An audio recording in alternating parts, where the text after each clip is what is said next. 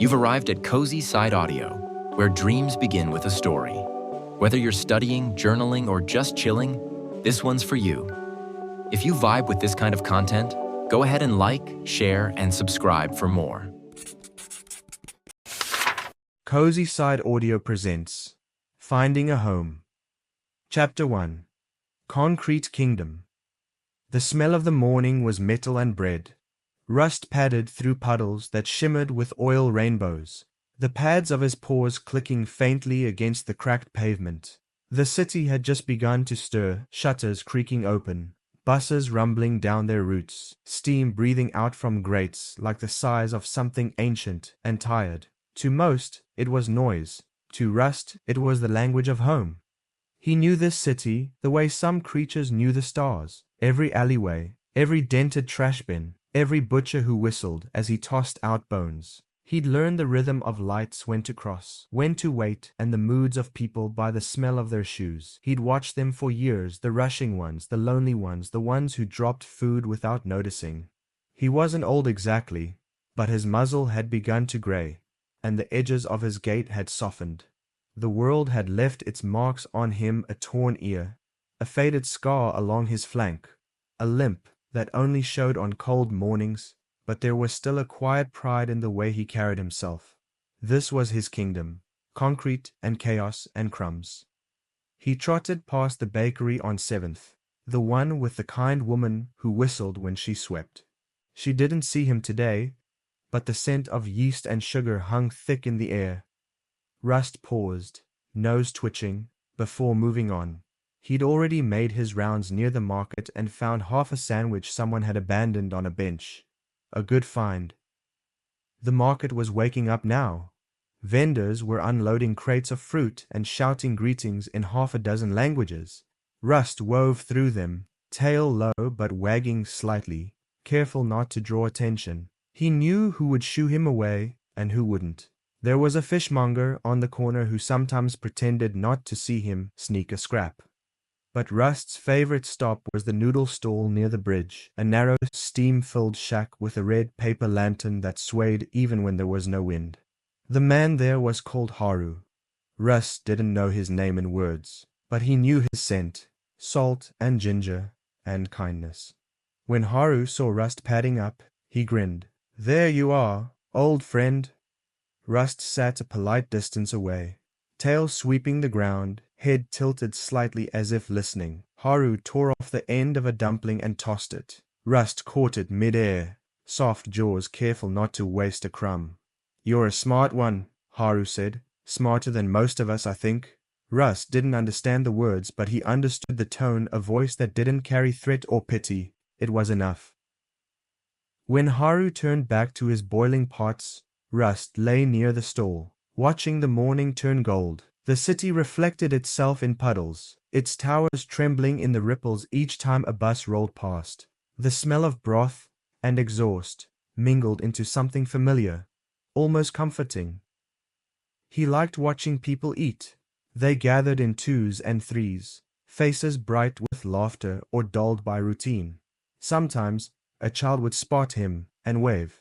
Once a boy had shared his bun, giggling when Rust's warm tongue brushed his fingers. That had been months ago. The boy hadn't come back. That was how it was in the city. Faces came and went, but Rust remained. He'd seen seasons turn through glass shop fronts, winter salt biting his paws, summer heat pressing down like a hand. Yet he endured, because to be a stray was to belong to nothing and somehow to everything. As evening approached, the light of the city changed. The gold turned to violet, then to the pale blue of neon and dusk. Rust made his way toward the bridge, his usual resting place. The bridge was wide and loud, cars roaring past in waves, but underneath, tucked beside a support pillar, there was a small hollow lined with discarded cardboard. It wasn't much, but it was dry. From there, he could see the skyline, all those lights blinking like distant stars. He liked to lie there and watch the world. Sometimes he would imagine what it might be like to live behind one of those glowing windows, to have a warm floor instead of pavement, to wake to a voice calling his name, a name that was his. He didn't remember where he'd come from. Maybe he never had a real home. There were flashes, a child's hand, a red leash, laughter, but they felt like dreams he had borrowed from someone else's life. The city had been his reality for so long that anything else seemed like myth. Still, when the night quieted, when even the sirens went still, a low ache filled him. It wasn't hunger. It wasn't fear. It was something harder to name, a longing without a shape. He shifted against the cardboard, curled his tail to his nose, and listened to the hum of faraway life. Above, the moon floated pale among skyscrapers. The river below murmured against its stone banks. Rust's eyes grew heavy. He dreamed of the noodle stall, of Haru's laughter, of warm dumplings and gentle hands that never reached to catch him. And then of something else, a road he'd never walked, grass, open sky. When he woke, dawn was seeping through the clouds. The city smelled of wet concrete and new beginnings, though Rust didn't yet know what that meant. He rose, stretched, and shook the dew from his fur. The day would be like any other, he thought. He would roam his kingdom. He would dodge the wheels and the legs and the chaos. He would survive. But as he trotted down from the bridge, a faint rumble rolled through the sky, thunder in the distance, low and promising rain. Rust paused, nose lifted. The air smelled different today, charged, strange. He hesitated only a moment before continuing on. By midday, the storm broke. Rain fell hard, drumming on roofs, turning gutters into streams. Rust darted between awnings, shaking water from his coat. He wasn't afraid of storms, but he respected them. They could hide scents, blur directions. They made the world feel larger and lonelier. He made his way toward the warehouse district, a place he rarely went. There were fewer people there, fewer smells of food, only oil, iron, and damp. But the alleys offered shelter, and that was enough. He found a narrow passage between two buildings, littered with crates and broken glass. Water trickled down the walls, forming small rivers that wound around his paws. Lightning flashed, briefly turning everything white. Rust ducked beneath an overhang, panting. The world around him trembled with thunder. He licked the rain from his nose and waited. That was when he heard it, a sound beneath the storm. Engines. Tires, the slam of a van door. He tensed. Voices echoed down the alley, muffled but sharp. Rust knew that sound. He had heard it before, years ago, when friends had disappeared and never returned. Nets, gloves, the smell of fear that came after. He backed deeper into the shadows, heart pounding. A beam of light swept across the wet pavement. A voice called, "There, by the wall!" Rust bolted. His paws splashed through puddles, claws scraping tile and concrete. The alley forked, and he took the left without thinking, lungs burning. Behind him, footsteps, the flash of metal, the hiss of rain on nylon nets. He slipped on the slick ground but caught himself. Weaving through the maze of alleys he thought he knew by heart, yet everything looked different under the downpour. The scent of the city was drowned beneath water and panic.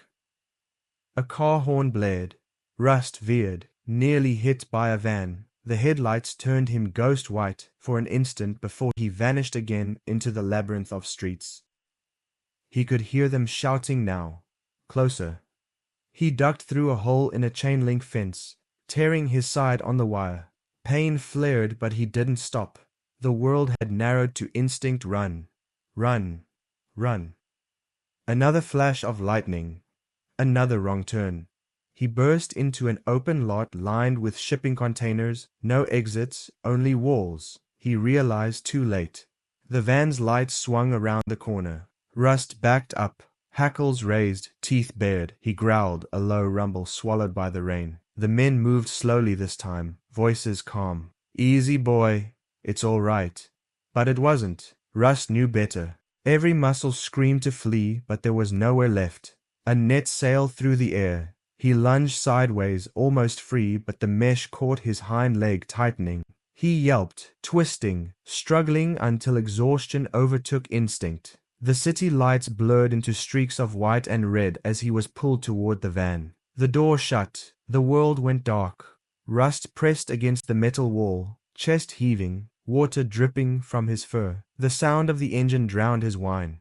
Through a tiny grate, he saw the city slipping past towers, signs, the bridge. His bridge. For the first time in years, Rust didn't know where he was going, only that he was leaving his kingdom behind. Chapter 2. The Wrong Turn. The world smelled of iron and fear. Rust woke to motion, the low, steady hum of an engine beneath him, the rattle of metal walls, the rhythm of tires hitting uneven pavement. His body ached in every place that mattered. His fur was damp, matted with grime, and the wound along his flank throbbed with each breath. He shifted, but there was nowhere to go. The space was narrow, a box of shadows. The floor vibrated, humming against his ribs. Somewhere above, rain ticked against the roof like impatient fingers. He didn't understand what had happened, only that the city had changed its shape. There were no scents of bread or noodles, no familiar alleys or bridge, only the sharp tang of disinfectant and the metallic taste of panic in his throat. Every now and then, the van slowed, then lurched forward again.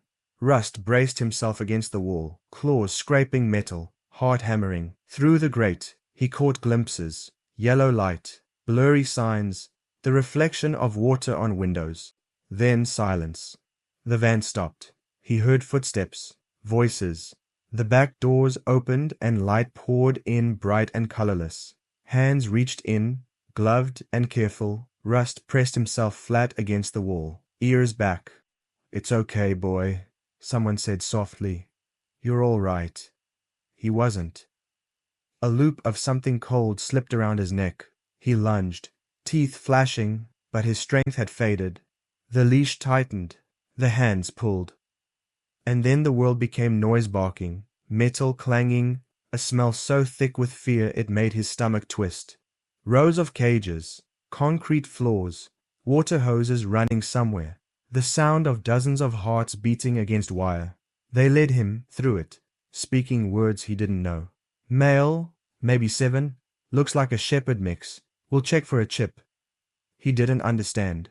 He only knew that every sound hurt, every smell told the same story: loss. They opened a gate and guided him in. The door clicked shut behind him with a sound that didn't belong anywhere in his life before. Rust turned in a circle, testing the walls. They didn't move. The floor was damp, the air cold. The scent of bleach clung to everything. He sat, staring through the bars. Across from him, eyes blinked from another kennel, a small brown dog, trembling. Somewhere farther down, a chorus of barking started and spread like fire. Rust didn't join. He simply lowered his head between his paws and waited for the noise to end. Hours passed, or maybe days. Time didn't work properly here.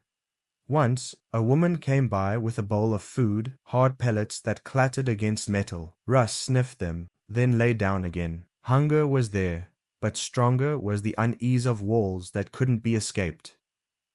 He slept in fragments, dreams splintered by sudden barks and slamming doors. He dreamed of the bridge, of rain falling softly instead of roaring. He dreamed of Haru's voice, saying something kind he could almost understand.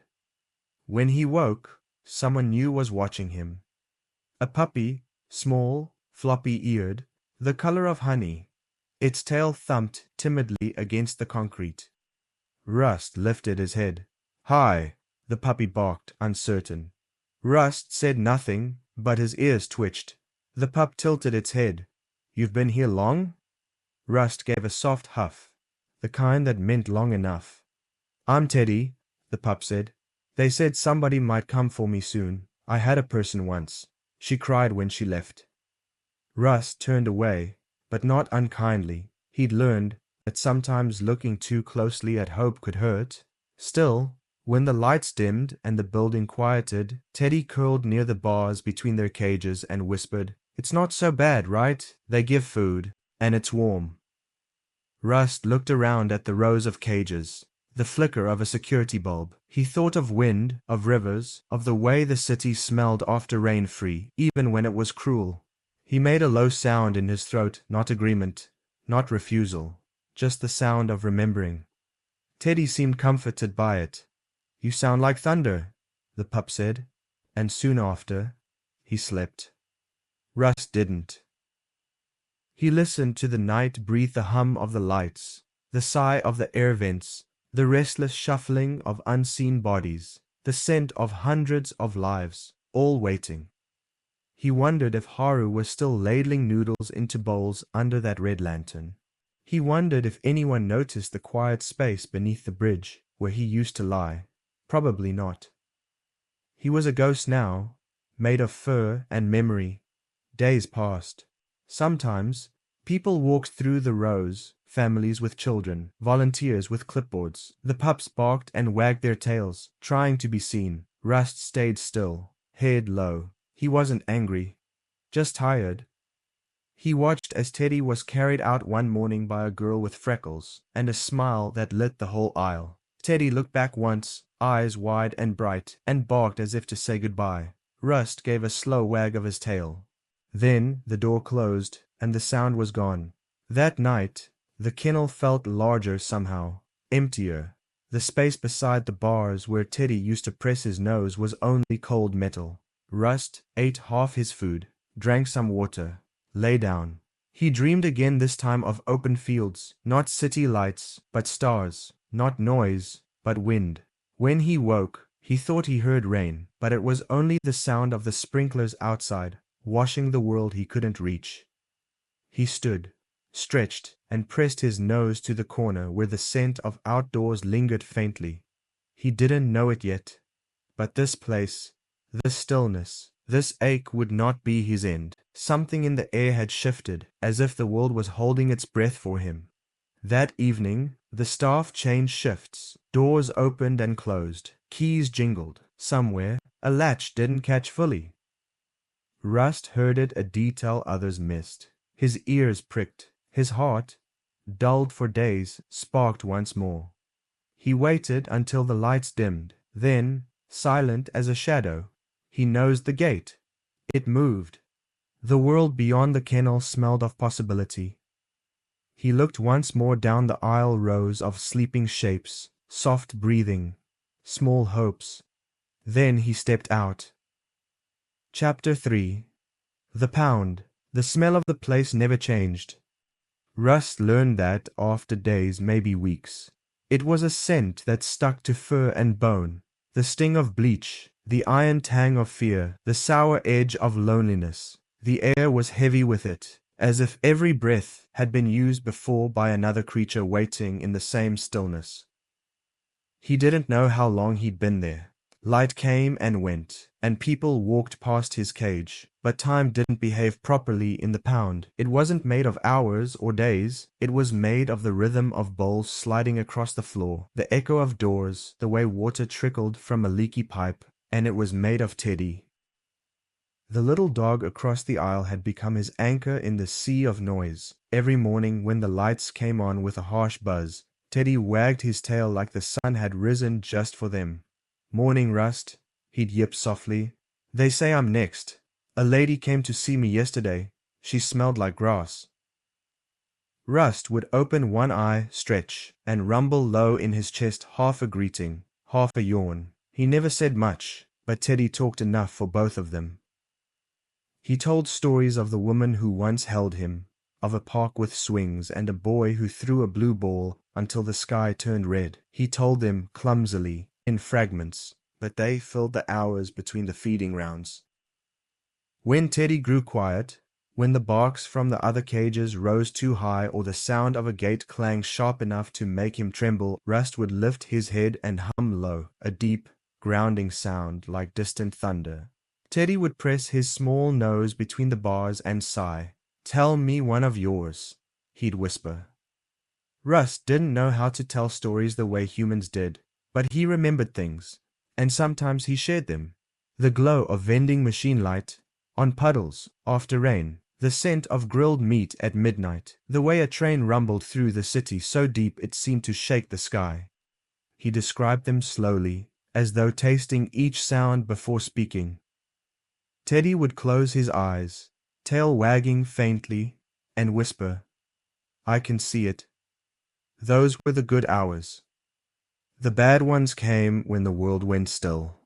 Again, when the barking stopped, the people left, and only the hum of the lights kept him company. Rust lay awake during those times, staring at the thin slit of window high on the wall.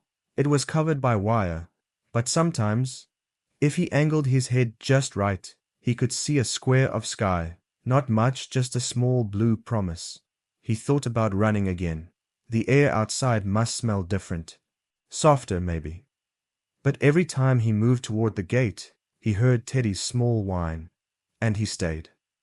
One morning, footsteps echoed down the hall, different from the usual ones, lighter, uneven. Rust's ears perked. A child's voice followed, bright and soft. "Mom, look! That one's so little!" Rust looked up in time to see a small pair of sneakers stop in front of Teddy's cage. The girl crouched, nose nearly against the bars. Teddy froze, then wagged his tail so fast his whole body wobbled. The woman beside her knelt too. "You like him, huh?"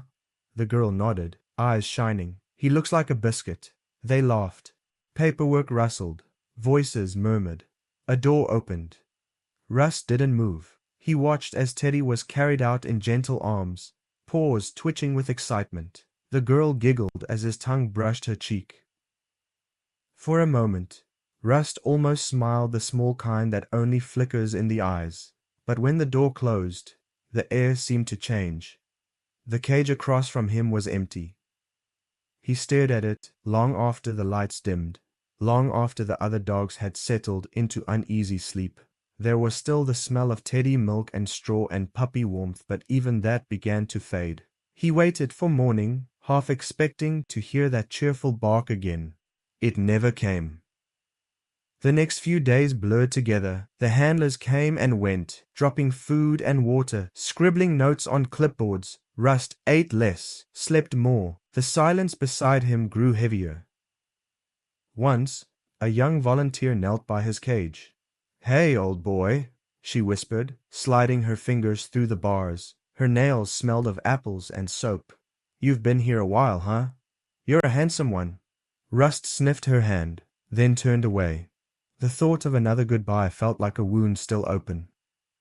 It rained one night, real rain. Not the hiss of hoses. The sound of it on the roof was soft and steady, like breathing.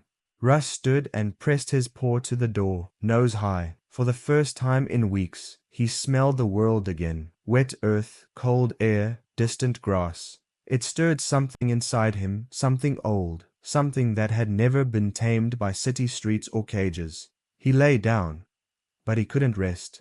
His mind drifted back to the bridge, to Haru's voice, to the taste of broth and the sound of traffic like waves on concrete shores. That life felt impossibly far away now, like a dream he couldn't crawl back into. The rain kept falling. Somewhere, water pooled near the drain, spreading across the floor. Rust licked at it, clean, cold, alive. He looked at the latch on the gate. He looked at the dark hallway beyond, and he made a decision, though he didn't yet understand it. Morning came slow. The handlers moved drowsily, talking about weather and coffee. One of them, a man with tired eyes, pushed a cart of food bowls along the aisle. Rust watched every movement, the swing of keys at his belt, the way he leaned into the cage doors. The man reached Rust's kennel, muttered, "Still here, huh, buddy?" and bent to fill the bowl. His sleeve brushed the latch. It clicked, faintly, not locked, not fully. Rust's ears twitched. The man moved on, whistling off-key. Rust waited until the sound of footsteps faded to nothing but the steady drip of water from the roof. Then he nudged the door. It moved. His heart pounded, slow at first, then faster. He nosed it again, and the gap widened. Cool air slipped through, carrying scents that made his chest ache. Grass, soil, wind. He slipped out, silent as shadow, paws damp, tail low.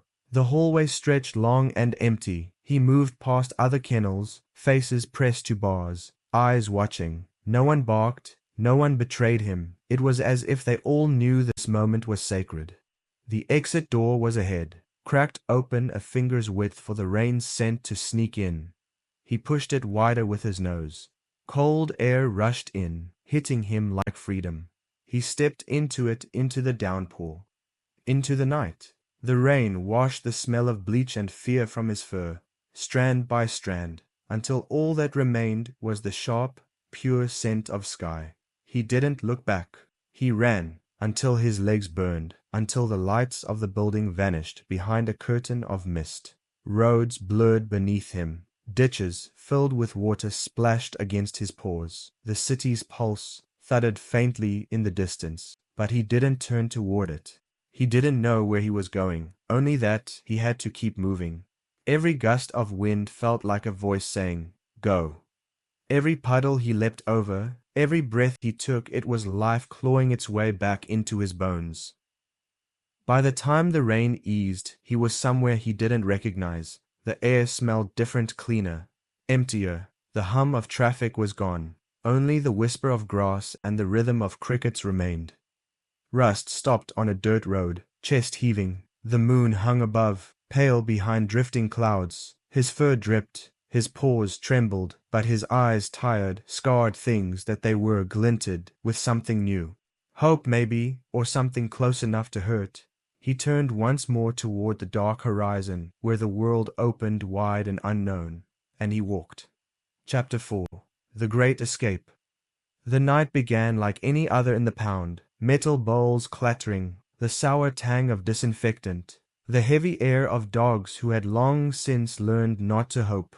Rust lay curled in the corner of his kennel, chin resting on his paws, listening to the rhythm of routine. Boots echoed down the narrow aisle. A radio murmured somewhere beyond the cages, and rain whispered faintly against the tin roof above. The rain always made him think of streets, slick pavement glinting under traffic lights, steam rising from gutters, the pulse of a world that had forgotten him. It had been days, perhaps weeks, since the city had swallowed him whole and spat him into this place. His fur had lost its sheen, matted by the damp, and his ribs had begun to show beneath the patchy reddish coat.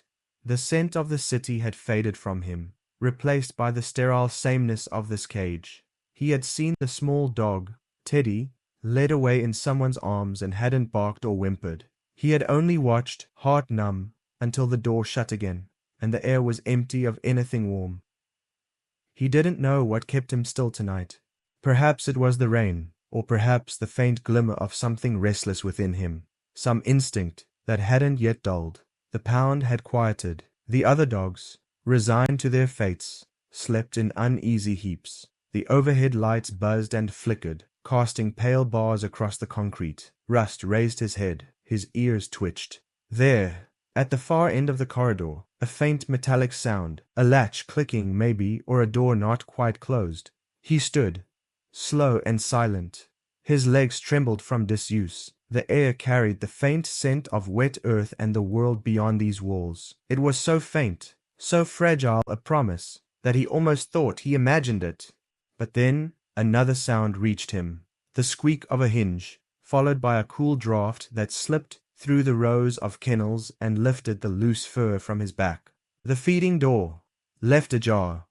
He felt it before he thought it. Go.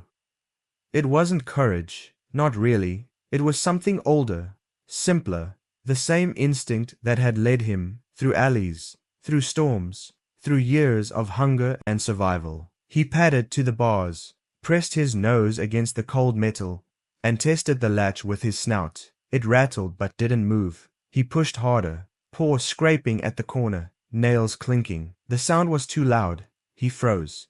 The rain outside masked it though, steady and thick. He tried again, this time lower, teeth closing around the gap. The metal gave a reluctant groan, and then, with a soft click, the gate swung open. He waited. Nothing stirred. Step by step, he eased through the narrow opening, heart thudding in his chest. Every sound was amplified. The brush of his tail, the shift of his paws, the hum of the fluorescent light. The corridor smelled of bleach and stale food, but beneath it, faintly, the wind called. He crept past the sleeping dogs. Some lifted their heads, eyes catching the dim light. None barked. They only watched him go, quiet and still, as if understanding that he carried all their dreams in his paws. At the end of the hall, the outer door had been left cracked open, a careless mistake by a tired worker. Rust hesitated at the threshold. The rain was louder now, a curtain of sound that blurred the world beyond into silver motion. He could see the parking lot, glistening black, and beyond it, the faint amber haze of the city. Somewhere in the distance, a siren wailed and faded. His pulse quickened. He bolted. The night swallowed him whole. Cold air hit his lungs like fire. He ran across the lot, paws slipping on wet pavement, his breath steaming in bursts. The rain drenched him instantly, flattening his fur, stinging his eyes. Behind him, he half expected to hear shouting, the jangle of keys, the bark of pursuit. But there was nothing. Just rain, endless and heavy, washing the scent of the pound from his coat. He didn't know where he was going. He didn't care. He ran past dark warehouses and chain-link fences, through puddles that mirrored the broken sky. Street lights smeared into halos of white and gold. His legs burned, but he didn't stop. The city, vast and bright, loomed ahead like a dream he could no longer touch. He only knew he had to keep moving, away from cages, away from stillness, away from the quiet of waiting for something that never came.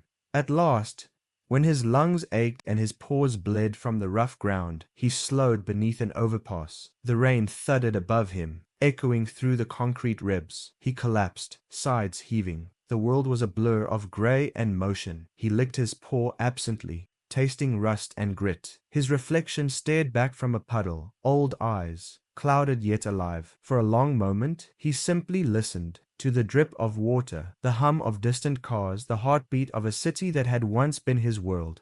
He might have stayed there if not for the lightning. It struck somewhere close, a flash that lit the overpass like daylight. The thunder followed, rolling like the growl of some enormous creature. Rust flinched, ears flat. Instinct drove him out again, up the embankment, across a strip of dead grass, toward a dark road lined with flickering signs. He passed a gas station where a man huddled under the awning, smoking. The man glanced up, eyes meeting his for a heartbeat, then looked away. No shout, no gesture, just indifference. Rust moved on. He had learned long ago that people in the city saw only what they wanted to see. The rain eased as he reached the outskirts. Buildings grew sparse, replaced by low fences and empty lots. The glow of the skyline dimmed behind him, a fading constellation. Ahead, the road stretched into blackness, glimmering with puddles and mystery. He walked now, limping slightly. Each step was heavy, but the air tasted different, cleaner, sharper. He could smell soil, not asphalt, grass somewhere beyond the ditch. Even the wind smelled freer. Hours passed, though he had no sense of time anymore. He followed the road as it curved and narrowed, guided by instinct more than thought. Occasionally, a car hissed past, tires spraying water, and he would dart into the weeds until silence returned. He was tired, soaked to the bone, but something within him refused to stop. The city was behind him now. When he turned to look, its lights were distant stars on the horizon. For the first time in his life, he saw how small it really was. He trudged onward. The road rose gently into the hills, where the air grew thin and cool. He could smell the faint sweetness of pine, the ghost of rain on leaves. A memory stirred, something from long ago, before the alleys and the garbage bins. A scent like this had clung to a pair of hands once, soft hands that had lifted him when he was young. He tried to remember the face, but it was gone, blurred by years of noise and hunger. Dawn came slowly, the rain faded to mist, and the clouds thinned to a pale silver. Russ stopped on a ridge where the road split in two. Below, fields rolled out in soft, endless green. No skyscrapers, no cars, only the quiet exhale of morning. He stood there, chest rising and falling, and for the first time in longer than he could measure, he listened to a world that wasn't trying to drown him. Birds, just birds, calling to each other across the fields. He took a step forward, and the wet grass bent beneath his paws.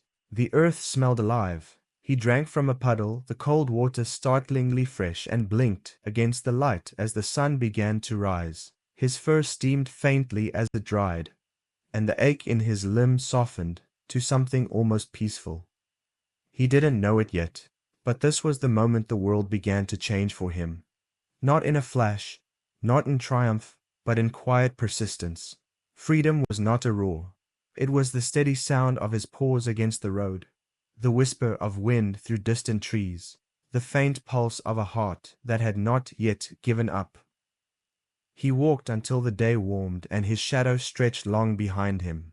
He found a field where wildflowers grew, yellow and white, and lay among them, breathing the scent of the earth. He dozed, and in his dreams the city melted away, its bridges, its noise, its neon, all dissolving into a soft horizon of sky and grass.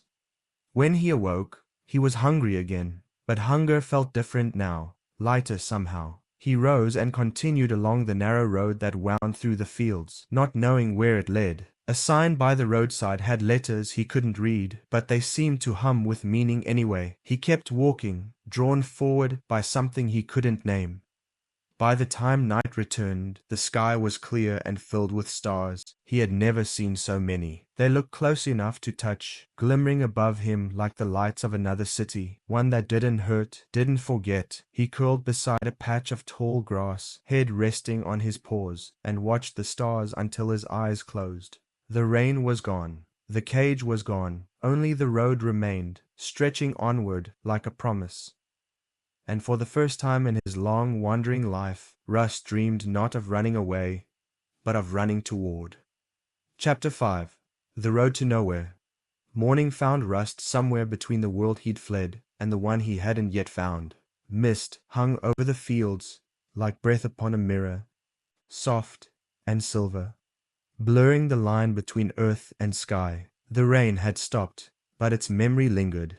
Dew clung to blades of grass, and puddles reflected the washed, clean heavens. Rust moved through it all with the slow, uneven gait of one who has walked too far for too long. The road stretched before him like a grey ribbon, damp and endless.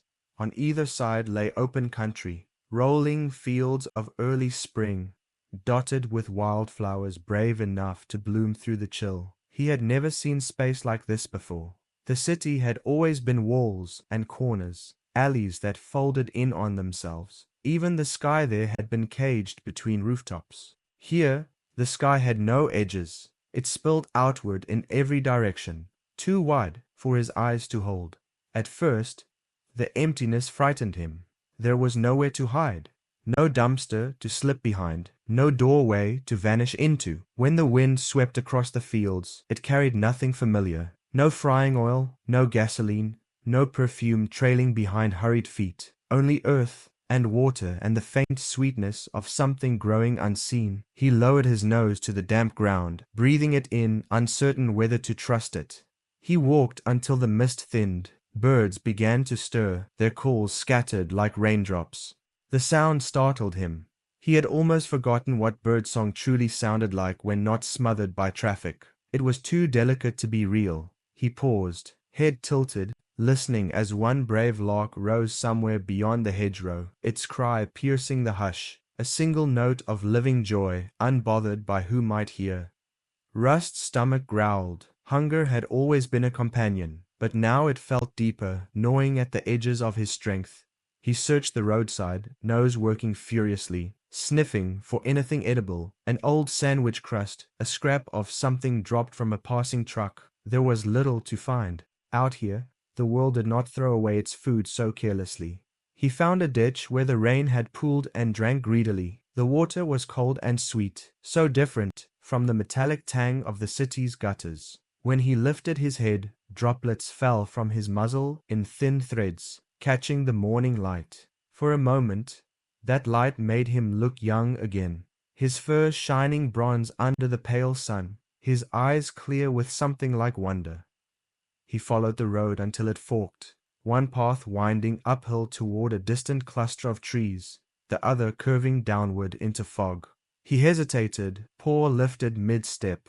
Both routes smelled of wet soil and grass, but one carried a faint scent of wood smoke. Instinct tugged him toward it. Smoke meant fire, fire meant people, and people meant food, sometimes kindness, sometimes not. but he had lived long enough to know that every risk was a gamble between fear and survival. The climb was slow, his paws slipped on the slick asphalt, and every muscle complained. By the time he reached the crest, the sun had broken through the last tatters of cloud. Below him stretched an ocean of green hills stitched with fences and the winding thread of a river. A farmhouse sat nestled among them, smoke rising thinly from its chimney. Russ stood there, panting, gazing at it as though he had discovered another world. He didn't approach. Not yet. He had learned to watch first. He sat by the roadside, tail curled around his legs, eyes half closed against the light.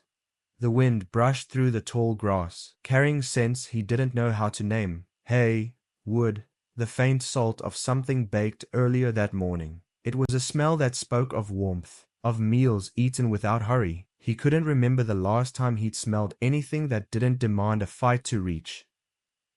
When he moved again, it was not toward the farmhouse, but along the fence line, away from human sight. His instincts warred with exhaustion. His body begged for rest, but his mind still whispered, "Keep going." Somewhere deep inside, he believed the world was still a maze, that the freedom he felt now was an illusion that could vanish if he lingered too long. As the day warmed, insects began to hum in the grass. Rust padded through them, tongue lolling, the sun drying his soaked fur. The heat was heavy but kind. It soaked into his bones rather than pressing him down. He came across an old signpost leaning sideways, its paint long since peeled away. He sniffed at its base, discovering the faint scent of other animals, deer, fox, the ghost of another dog long gone. The knowledge steadied him. He was not entirely alone. By afternoon, the road narrowed to gravel and then to dirt. Trees gathered on either side, their branches weaving together like old fingers. The shade was cool and deep, and Rust stepped into it with relief. The air changed. It smelled of moss and bark, of things ancient and slow. Here the silence was different, not empty, but full of quiet life. Each crackle of a twig, each flutter of wings seemed to carry meaning. He found a fallen log and rested beside it. His paws ached, pads torn slightly at the edges. He licked them clean, wincing at the sting. Around him, motes of dust drifted through the sunlight. They looked like tiny stars caught between moments. He watched them for a long time, breathing steadily, eyes half closed. When sleep came, it wasn't the shallow doze of fear. It was deep and dreamless, the kind that only arrives when one has walked too far to resist it. The world turned without him for a while. When he woke, the light had softened into the gold of late afternoon. Shadows stretched long across the path. Somewhere nearby, water trickled over stone. He followed the sound and found a small stream, its surface broken by darting minnows. He waded in, up to his knees, the cold shocking but refreshing. The current washed the dust from his fur. He drank again, slower this time, savoring the taste. When he lifted his head, droplets ran down his whiskers and sparkled like glass beads. Beyond the stream lay more fields, more sky. He crossed them, moving with less haste now. Each step sank into the damp earth. The rhythm of walking became its own kind of peace. Footfall, breath, the swish of grass. For so long his life had been noise, shouting, engines, the clang of bins, the ceaseless churn of the city. Out here, he discovered that silence wasn't absence. It was presence, of wind, of birds, of his own steady heart. He found an abandoned tractor at the edge of a field and curled beneath it as twilight deepened. The metal smelled of rust and rain, oddly comforting. He listened to the world settle, the last chirp of a sparrow, the sigh of distant leaves. The loneliness pressed close but didn't suffocate. It was a gentler sort of solitude, one that didn't ask for escape. As night came on, stars blinked awake above the tree line. He lifted his head, staring at them with slow curiosity. They were nothing like the city's lights. These ones didn't buzz or fade. They shimmered quietly, patient and endless. He thought, in his wordless way, that perhaps they were watching over him. The thought brought a strange calm. He dreamed again that night, not of the city, nor of the cage, but of walking, endlessly, walking through a landscape of tall grass, where every breeze carried laughter too soft to understand. When he awoke at dawn, He didn't remember the dream itself, only the feeling it left behind, that somewhere ahead lay something meant for him. The next day blurred into the next, and the one after that. He moved through fields and over low hills, sometimes finding shelter in old barns or roadside ditches. He learned the pattern of this new world, the warmth of the sun by day, the cool breath of fog at night, the way dew gathered on his fur like pearls. He scavenged where he could, half a sandwich dropped by a passing cyclist, a scrap of jerky forgotten at a rest stop. Hunger was constant, but not cruel. Out here, the world offered just enough.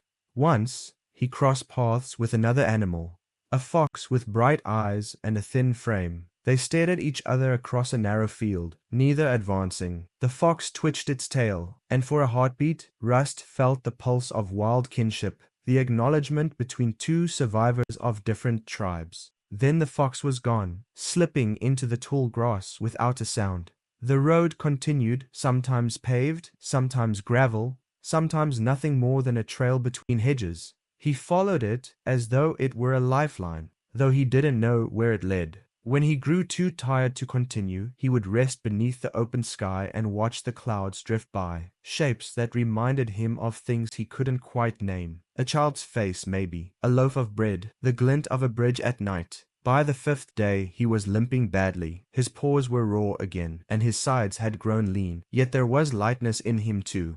The fear that had once knotted his chest had loosened. He was not waiting for nets, for shouting, for sirens. The only sound that filled his ears now was wind and the steady rhythm of his steps. On the sixth morning, fog rose thick and white. The world became a ghost of itself. Rust walked through it like a dream, his shape dissolving with every breath. Then, slowly, the mist began to lift, and when it did, he saw something ahead that stopped him in his tracks. A cluster of rooftops, faint but real, huddled at the base of a hill. Smoke curled lazily from one chimney. The air smelled of bread again. Rust stood at the crest of the slope, sides heaving, ears pricked.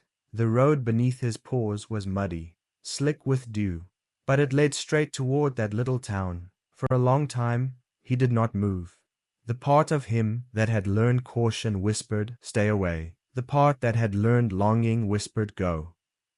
The wind carried the faintest sound, laughter, high and bright, a child's voice, somewhere in the distance.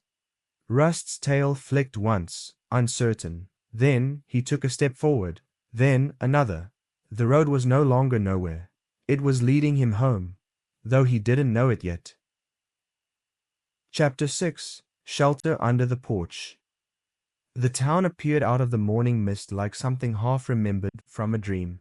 Rust didn't recognize its shapes or smells, yet there was something in its stillness that reminded him of safety, or at least the idea of it. He came from the road, paws sore, ribs sharp beneath his coat, eyes hollowed by distance. The rain from the night before had dried into pale streaks on his fur, leaving his scent faint and strange even to himself.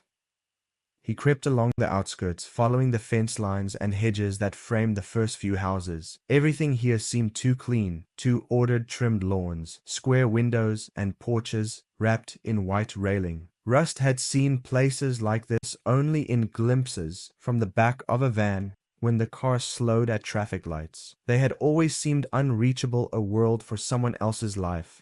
Now he was here, though no one knew it. A rooster called somewhere behind the hills. A screen door slammed. The smells were rich. Bread, smoke, hay, earth. He followed them without thinking, tail low, nose twitching, until he reached the edge of a farmhouse at the very end of a gravel road. It wasn't like the others. Its paint was peeling, the fence crooked, the garden overgrown with stubborn wildflowers that had decided to stay. It looked tired, lived in, a place that didn't mind imperfection. Russ stopped there and listened.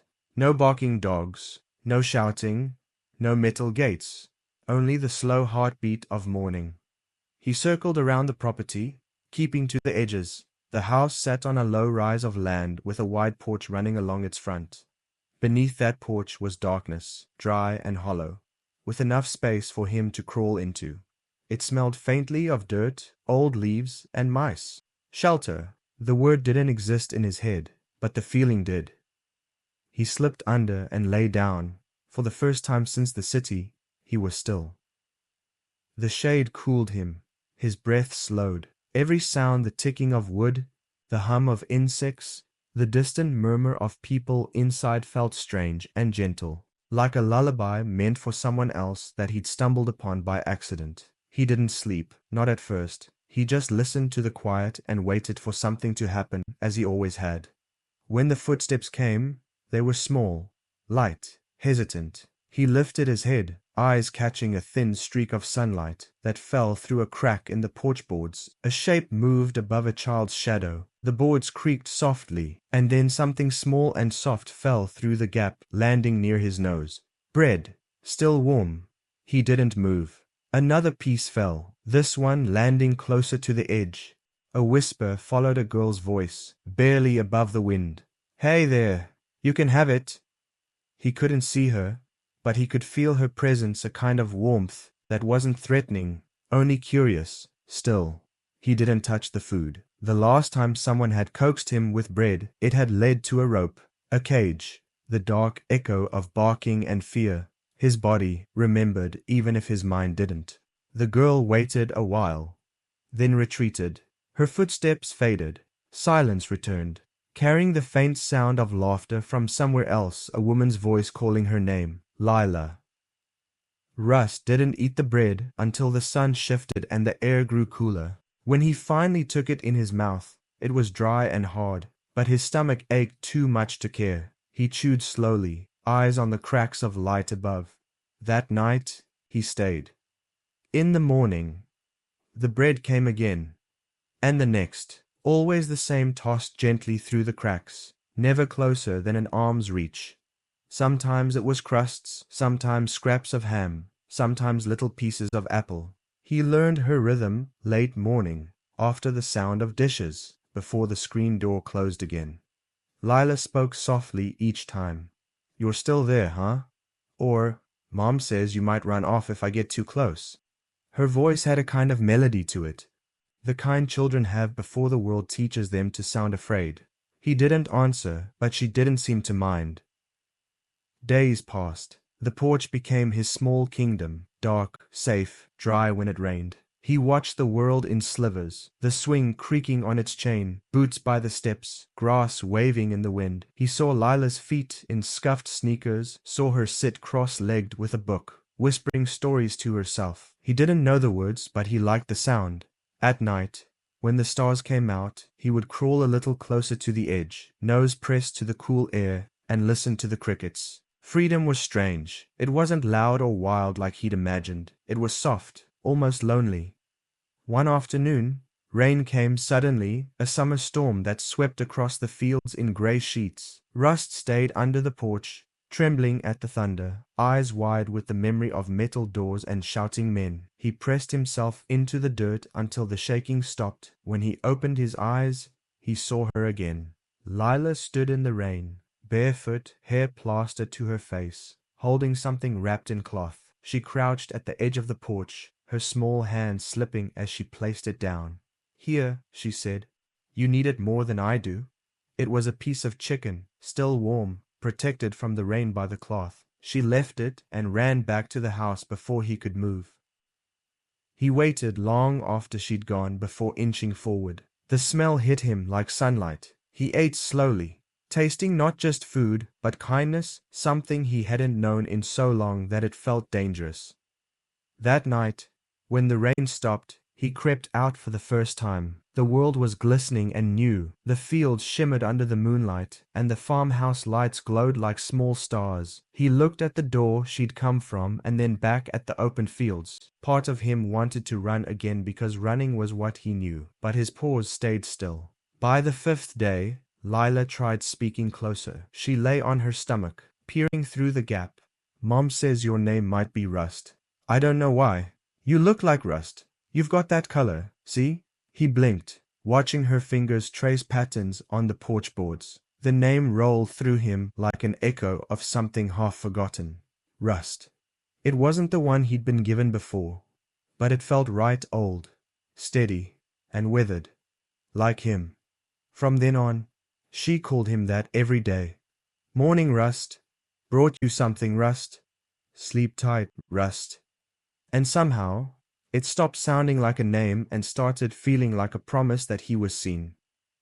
The family noticed him eventually. It happened one evening when Lila's mother, Mara, stepped onto the porch to shake out a rug. She spotted the glint of eyes beneath the boards and froze. For a moment, neither moved. Then Mara crouched, her expression unreadable. Rust didn't growl or bolt. He just waited. Lila, she called softly, is there something you want to tell me? Lila appeared in the doorway, biting her lip. He's just a dog, Mama. He's scared. Mara studied him again, then sighed. Then we'll let him be scared for a while. She left a bowl of water near the steps that night. No closer, just enough to show she understood. From then on, there were 3 voices, the child's bright, the mother's calm, and a man's deeper one that came at dusk when the tractor shut off. Owen. His boots were heavy, his movements deliberate. Rust watched him from under the porch, tracking every step, every motion. The man didn't speak to him. Not yet. But he never shouted either. That was something. The days grew warmer. Rust began to come out at night, sniffing along the edge of the porch, his body still half in shadow. The grass felt strange under his paws, too soft, too kind. Sometimes Lila would leave a blanket or an old toy near the steps, pretending she'd forgotten it. Rust would nudge it, curious. Once, she left a small stuffed bear. He curled beside it when the wind turned cold. He didn't know it, but they watched from the window, the 3 of them. Quiet, careful not to spook him. The porch light stayed off so he could feel safe. It took 10 days before he let her touch him. It was morning. Pale light spilling across the fields. Lila knelt by the porch, hand resting on the ground. She didn't move, didn't speak. Rust crept forward, step by trembling step, until his nose brushed her fingers. The scent was clean, familiar grass, soap and sunlight. She didn't flinch. When she finally stroked his muzzle, it was so gentle that he almost didn't believe it was real. The touch broke something open inside him, a quiet ache that had waited too long to be heard. He leaned into it, trembling. Lila smiled, her eyes shining. "Hi, Rust." The word hi meant nothing to him, but her tone did. It sounded like belonging. That night, for the first time, he slept without waking in fear. The porch creaked above him, the wind hummed through the fields, and the scent of bread drifted from the kitchen window. He dreamed not of cages or running, but of light falling through cracks, of small hands, of voices that didn't want to hurt him. The road had brought him far from everything he knew, but beneath that old farmhouse, in the hush between footsteps and rain, he'd found something that felt like the start of home. Chapter 7. The Gentle Hands. The morning air was crisp, carrying the faint tang of wood smoke and the sweet smell of dew-soaked grass. Rust stirred beneath the porch, ears twitching at the faintest creak of a floorboard above. He had grown accustomed to Lila's presence, her quiet rituals, and the small offerings of bread and scraps she left behind. But the larger figures of her parents, Mara and Owen, remained distant specters, shadowed in movement and voice. They had not yet crossed the threshold into his world, and Rust did not intend to invite them. Still, curiosity tugged at him. He emerged cautiously, paws splaying against the cool, damp wood of the porch, nose low and tail tucked. The sunlight warmed his back as he moved toward the edge, and he stopped when he caught sight of Mara kneeling in the garden, her hands busy with the soil. Rust sniffed the air, catching the faint scent of lavender and rain, a combination he had never known but found oddly soothing. Mara's voice floated through the air, soft as a leaf brushing against a window. "Good morning, Rust," she said, though he knew she did not expect a reply. Her tone carried no urgency, no command, only the quiet acknowledgement of his existence. Rust's ears flicked. He did not approach, not yet. Trust was measured in inches, not words. Owen was nearby, carrying a small bucket of water. He moved deliberately, boots sinking slightly into the softened earth, a gentle rhythm in every step. Rust watched from the shadow of the porch, muscles coiled and ready to spring. The city had taught him that human hands could mean sudden pain.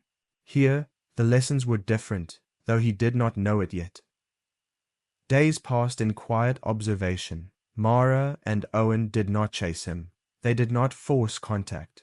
They left small offerings, scraps of meat, pieces of bread, clean water, always just beyond the edge of his reach. Each day Rust inched closer, drawn by the scent of kindness. Though his heart remained wary, every step forward was a negotiation between hunger and fear, desire and doubt. One afternoon, Mara knelt beside the porch once more, her movements slow and unhurried.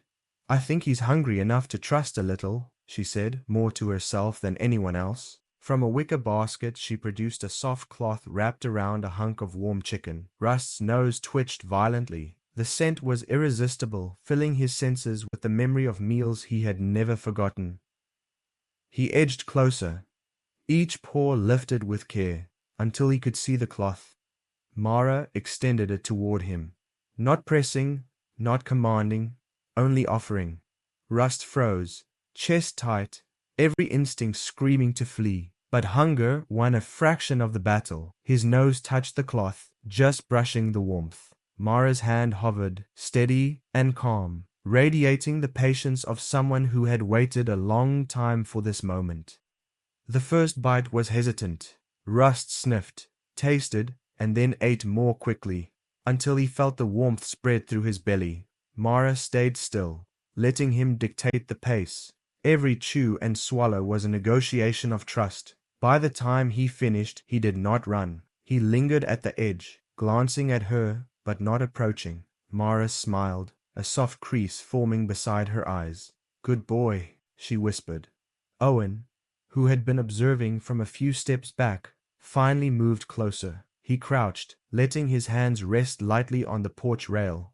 Rust watched, muscles tensed, but the calm steadiness in Owen's posture offered something familiar. Not danger, not command, just presence. Slowly, as the days passed, Rust allowed Owen's shadow to approach while he ate, and eventually Owen reached a hand toward him, brushing against the tip of his back.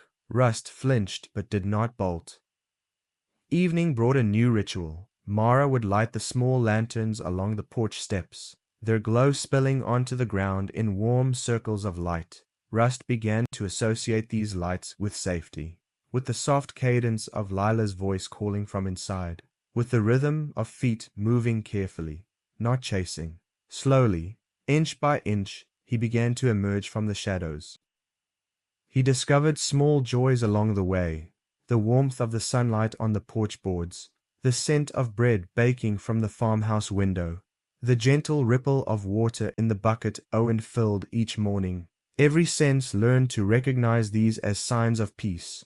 Rust's world was changing, not with commands or cages, but with patience and predictability.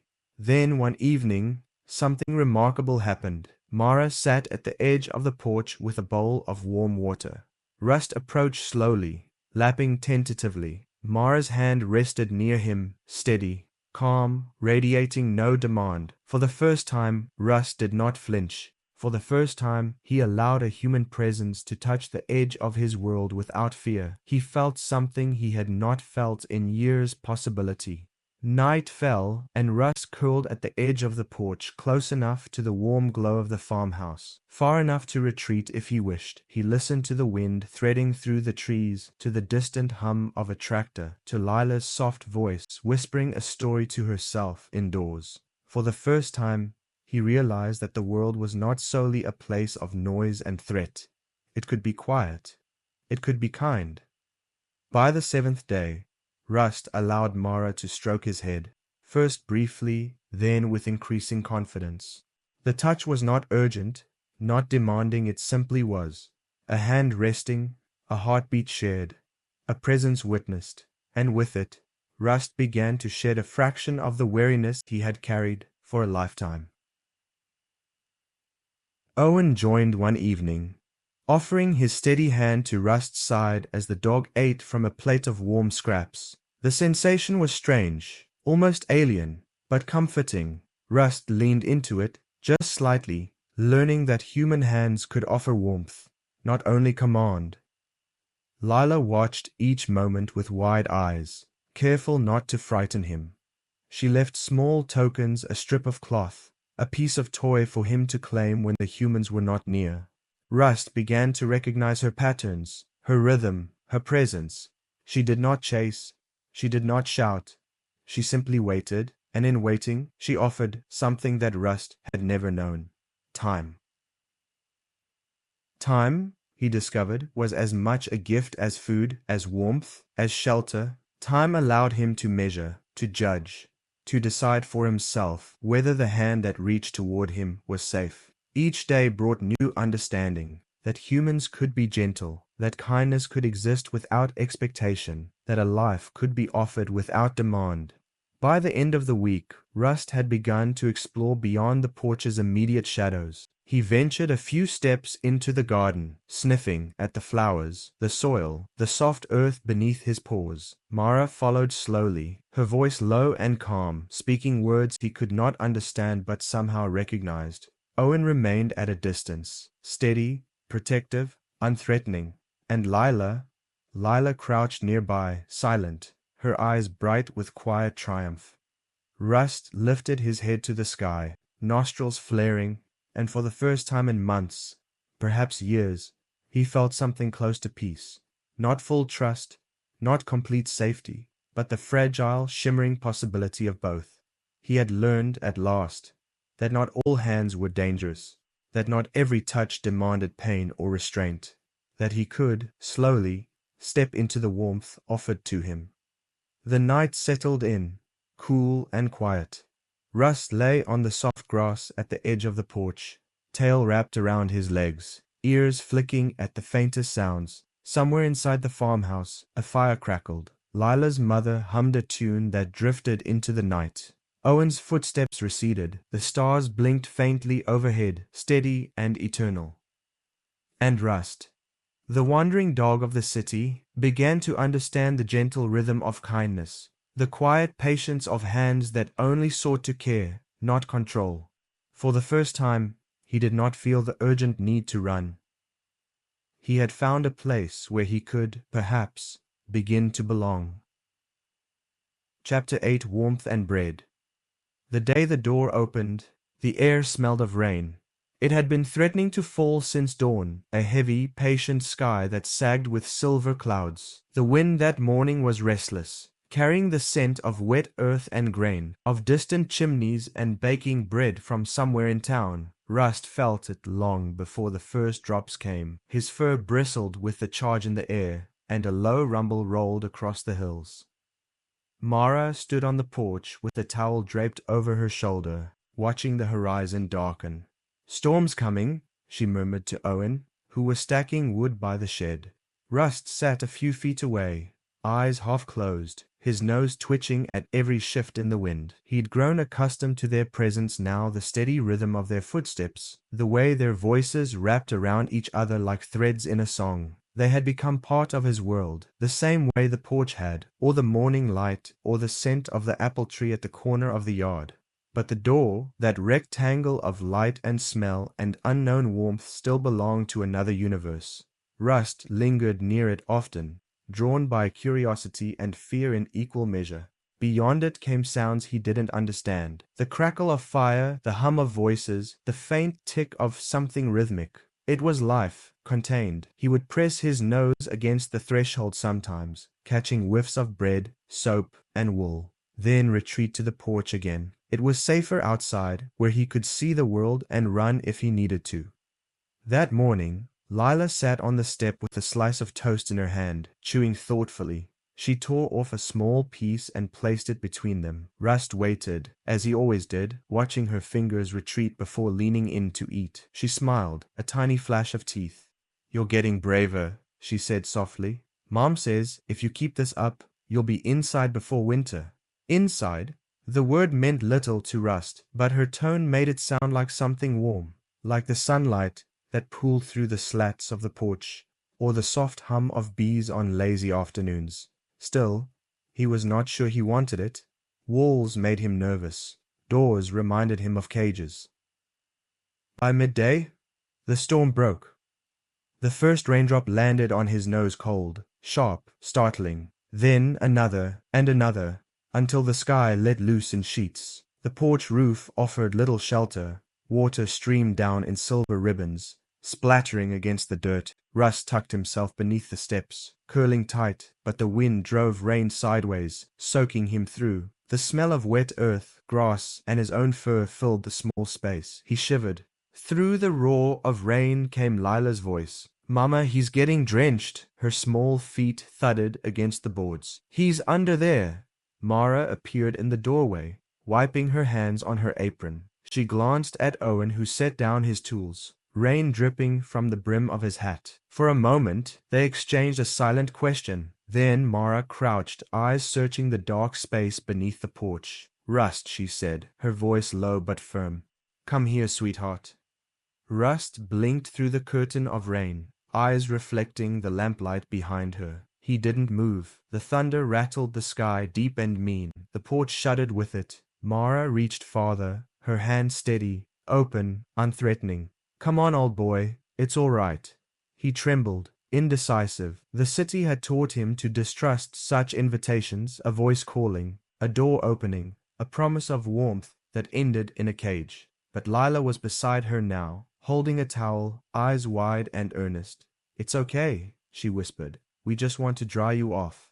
Then the lightning flashed. White light filled the world, and the thunder followed a crack so violent it made the ground jump. Rust yelped, heart hammering, and instinct took over. He bolted forward, not away, but toward the light. Mara caught her breath as his wet body stumbled past her into the house. The warmth hit him like a wave. It was thick and fragrant, the scent of bread, of soap, of human life concentrated in walls. His paws slipped on the wood floor, claws clacking, but he caught himself panting. His breath steamed in the air. The sound of rain faded behind him, replaced by the crackle of fire in a nearby hearth. Lila squealed in delight. "He came in! He came in!" She dropped the towel and ran to shut the door before he could change his mind. Owen, grinning faintly, shook his head and went to fetch another cloth. Rust stood frozen in the center of the room, drenched, trembling, eyes darting from one object to another. The house was alive, ticking, flickering, humming, and every smell was new. The rug beneath him was soft. The air shimmered with heat.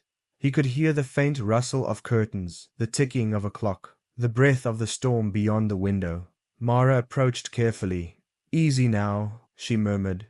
She knelt and wrung out the towel, then pressed it gently to his fur. He flinched, but did not flee. Her hands were firm yet tender, moving with the confidence of someone who had cared for fragile things before. "You poor boy. You're soaked through." Lila hovered nearby, trying to help by dabbing at his tail. "He smells funny," she said, wrinkling her nose. "He's a street dog," Owen replied, returning with another towel. "We'll fix that soon enough." Russ didn't understand the words, but the rhythm of their voices calmed him. He closed his eyes, letting them dry him, stroke him, speak softly around him. The fire popped and hissed. Warmth seeped into his bones. For the first time in years, the cold was leaving him. When the drying was done, Mara fetched a small blanket and laid it near the fire. "Here," she said, patting it. "For you." She looked at him expectantly. Rust hesitated. He sniffed the blanket, cautious. It smelled faintly of soap and something else, comfort. Slowly, stiffly, he lowered himself onto it. The softness surprised him. His body seemed unsure how to rest at first, shifting and circling until he finally found stillness. Lila crouched beside him, chin on her knees. "He looks like rusted copper when he's wet," she said with a giggle. "Rust, that's what I'll call him." The word drifted through the room like the last note of a song. Mara smiled. "Rust. I like that." Owen chuckled. "It suits him." Rust lifted his head at the sound of their laughter, tilting his ears. He didn't understand what had changed, only that something inside him loosened. The name meant nothing yet, but their voices wrapped it in warmth. It was the first word that belonged only to him. The storm raged on, rattling the windows. Rain lashed the glass in waves, yet the farmhouse felt untouchable, a cocoon of heat and softness, of human sounds and steady light. Rust lay still, watching the fire crackle and twist. The rhythm soothed him. His eyelids grew heavy, though part of him stayed alert, trained by years of vigilance. But when Mara's hand brushed his back again, slow and sure, the tension melted. He slept. When he woke, the rain had stopped. The air smelled of bread again, stronger now. Someone was humming. The world was quieter than he'd ever known. He stretched, blinked, and found the family gathered at the table nearby, eating, talking, passing plates. Every now and then, a small piece of crust or bacon slipped his way, landing on the floor near his paws. Lila winked at him each time. Later, Owen opened the door, letting the cool, damp air drift in. Rust looked toward it, uncertain. Freedom was out there, the road, the fields, the wind. His paws itched with habit, but he didn't move. The air inside was heavy with the scent of bread, the hum of voices, the warmth of the fire. His belly was full. His body was tired in a way that no street or storm could rouse. Mara noticed his gaze. She smiled faintly. "You can go if you like," she said softly, "but you're welcome to stay." The words carried no leash, no demand, just invitation. Rust looked again at the open door.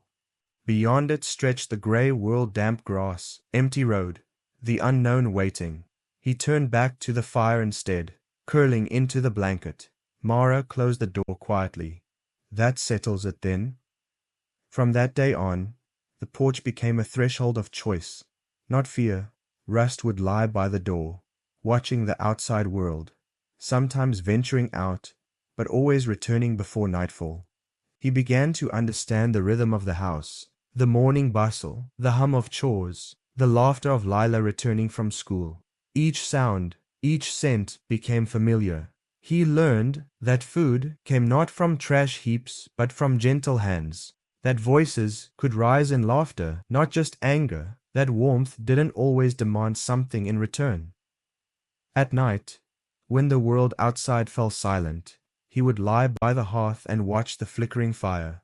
Shadows danced along the walls, soft and alive. The smell of bread would linger, sweet and heavy, and sometimes, when he closed his eyes, he could still hear the city, the honk of cars, the rumble of trains, the rhythm of rain on tin roofs.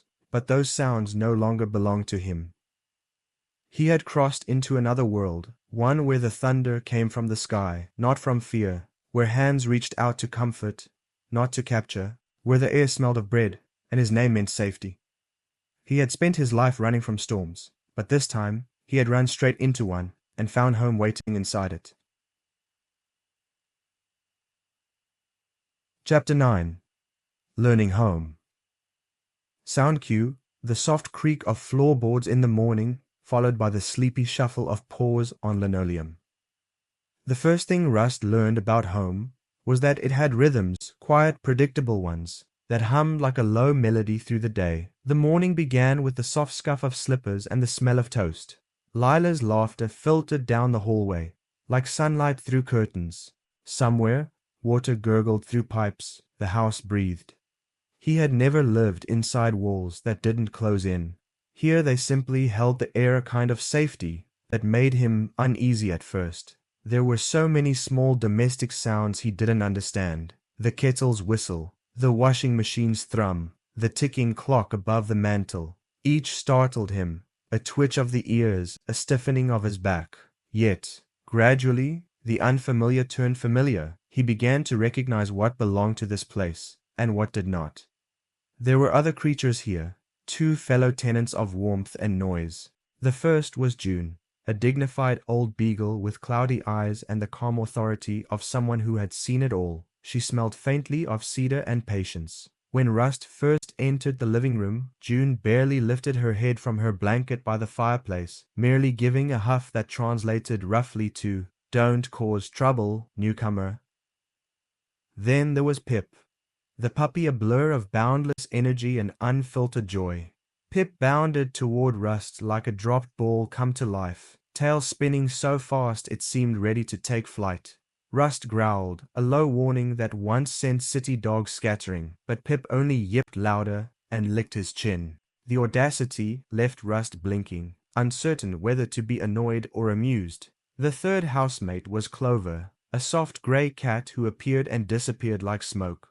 Rust would be dozing when he'd feel her presence, a silent perch on the armrest or the windowsill, eyes glinting. She didn't hiss, didn't scratch, just observed. Her tail flicked with the slow rhythm of someone perpetually unimpressed. The first few days were chaos stitched together by kindness. Lila kept calling his name, Rust. Breakfast, with a musical cheer that baffled him. Breakfast, food had never had a schedule before. It had been something stolen or found not offered with a smile and set in a ceramic bowl with his name painted on the side in crooked letters. The smells of the kitchen were intoxicating. Toast, eggs, butter melting on warm bread. But what amazed him most was that his food, simple kibble softened with broth, was his. No fight, no rush, no fear of it vanishing. It was waiting, always, like the sun after night. Still, old habits clung like burrs in his fur. Rust ate too quickly, shoulders tense, tail low. He carried pieces of food to corners, hiding them behind furniture or under the rug. Mara, the mother, watched him quietly one morning as he nudged a biscuit beneath the cabinet. She didn't scold him, didn't laugh. She simply knelt, retrieved the piece gently, and set it back in his bowl. "You don't have to save it, sweetheart," she murmured. "There'll always be more." He didn't believe her at first, but over the next few weeks, the truth unfolded like the slow warmth of spring.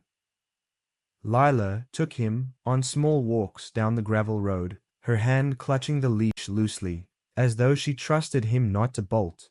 The first few times, he tugged ahead, alert, scanning every bush, every fence post, but with each walk, the leash became more a thread of connection than restraint. She would hum as they walked songs he didn't know but felt the shape of, bright, hopeful things that fluttered like birdsong.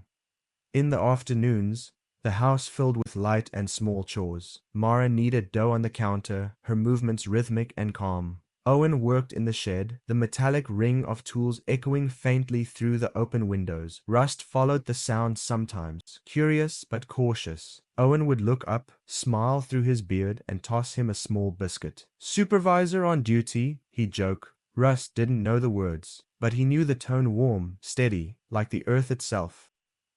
June became his reluctant mentor in domestic living. When the vacuum roared to life, Rust barked furiously at the monster. June sighed and shuffled over, sitting placidly beside it, eyes half closed. She gave him a look that said, "See? It's just noise." Rust tried to imitate her calm. It took days.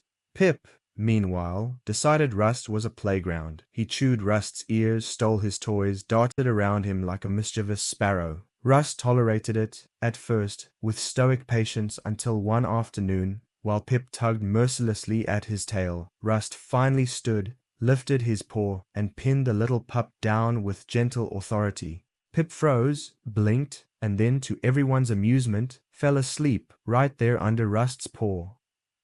Clover, the cat, remained aloof but curious. One evening Rust found her curled in his bed. She opened one eye as he approached, her expression serene and unbothered. He considered growling, reclaiming his space, but something about her quiet confidence stopped him. Instead, he simply circled twice and lay beside her. They slept, two old souls sharing warmth without words.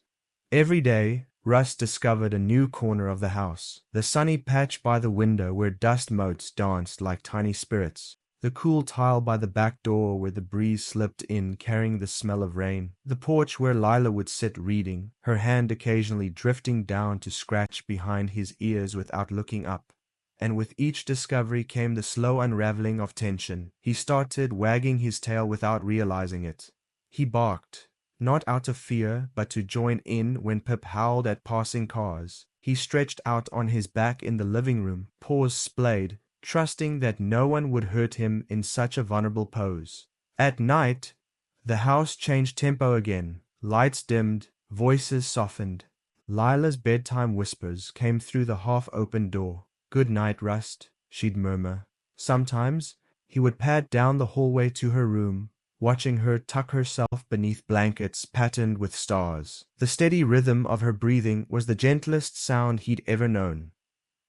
And then came the rain, not the fierce city kind that stung and flooded gutters, but the soft country kind that whispered against the roof like a lullaby. Rust watched it from the porch, nose twitching at the scent of wet soil and distant grass.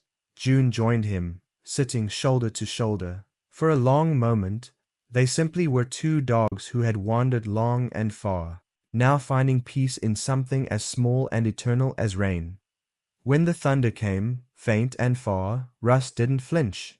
He looked out into the dark fields, the dim glow of the barn light, and felt something shift inside him, a warmth, fragile but real. He was learning the language of stillness, of belonging not earned through struggle but given through love. It frightened him in quiet ways, yet every morning, when Lila called his name and he trotted into the kitchen, the fear grew smaller, replaced by the simple joy of recognition. He was no longer the stray from the bridge. He was Rust, a member of the morning chorus, a keeper of the porch, a listener of rain. And though he didn't understand the word itself, he was beginning to know what it meant when Lila said, softly and with a smile that reached her eyes, "Welcome home." Chapter 10. Old Habits. Sound cue.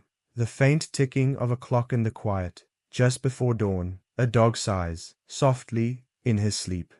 Rust had learned many things about comfort, but comfort, he was beginning to understand, was not the same as trust. The days in the farmhouse passed like warm breaths, each one gentler than the last. He woke to the sound of birdsong instead of sirens, to sunlight instead of headlights. The rhythms of this new life had sunk into him, like water into dry earth. But every so often, the old reflexes, the instincts that had kept him alive for so long, surfaced without warning, like ghosts rising from under his ribs. It began with the door. The first few mornings, when Owen left for work and the door swung open to the bright world beyond, Rust's muscles would tense as if pulled by invisible strings. His paws itched, his chest tightened. Every nerve told him to run before the door closed again. That narrow rectangle of light meant freedom, escape, and the faint illusion of control. Sometimes he took half a step forward before stopping himself. Mara's voice would reach him softly, almost as if she understood the battle inside his chest. "It's all right, Rust," she'd murmur, her tone never sharp. "You're safe here." Safe. That word had meant nothing in the city. There, safety was temporary, a shadow's length, a meal's worth of luck. Here, it lingered, patient and waiting. But instincts didn't vanish with gentle words. They lived in the bones. He found himself still hiding bits of food under furniture, though Mara always found them later, smiling sadly as she cleaned up. "You don't have to keep secrets here, old boy," she'd whisper. He'd duck his head, ashamed without knowing why. Sometimes, at night, he still woke abruptly, a phantom sound in his dreams jolting him upright. The house was too still, too perfect. Silence had always meant danger. He'd creep to the windows, scanning the fields for threats that didn't exist. Dark shapes in the hedgerows, a flutter of a barn owl's wing mistaken for movement.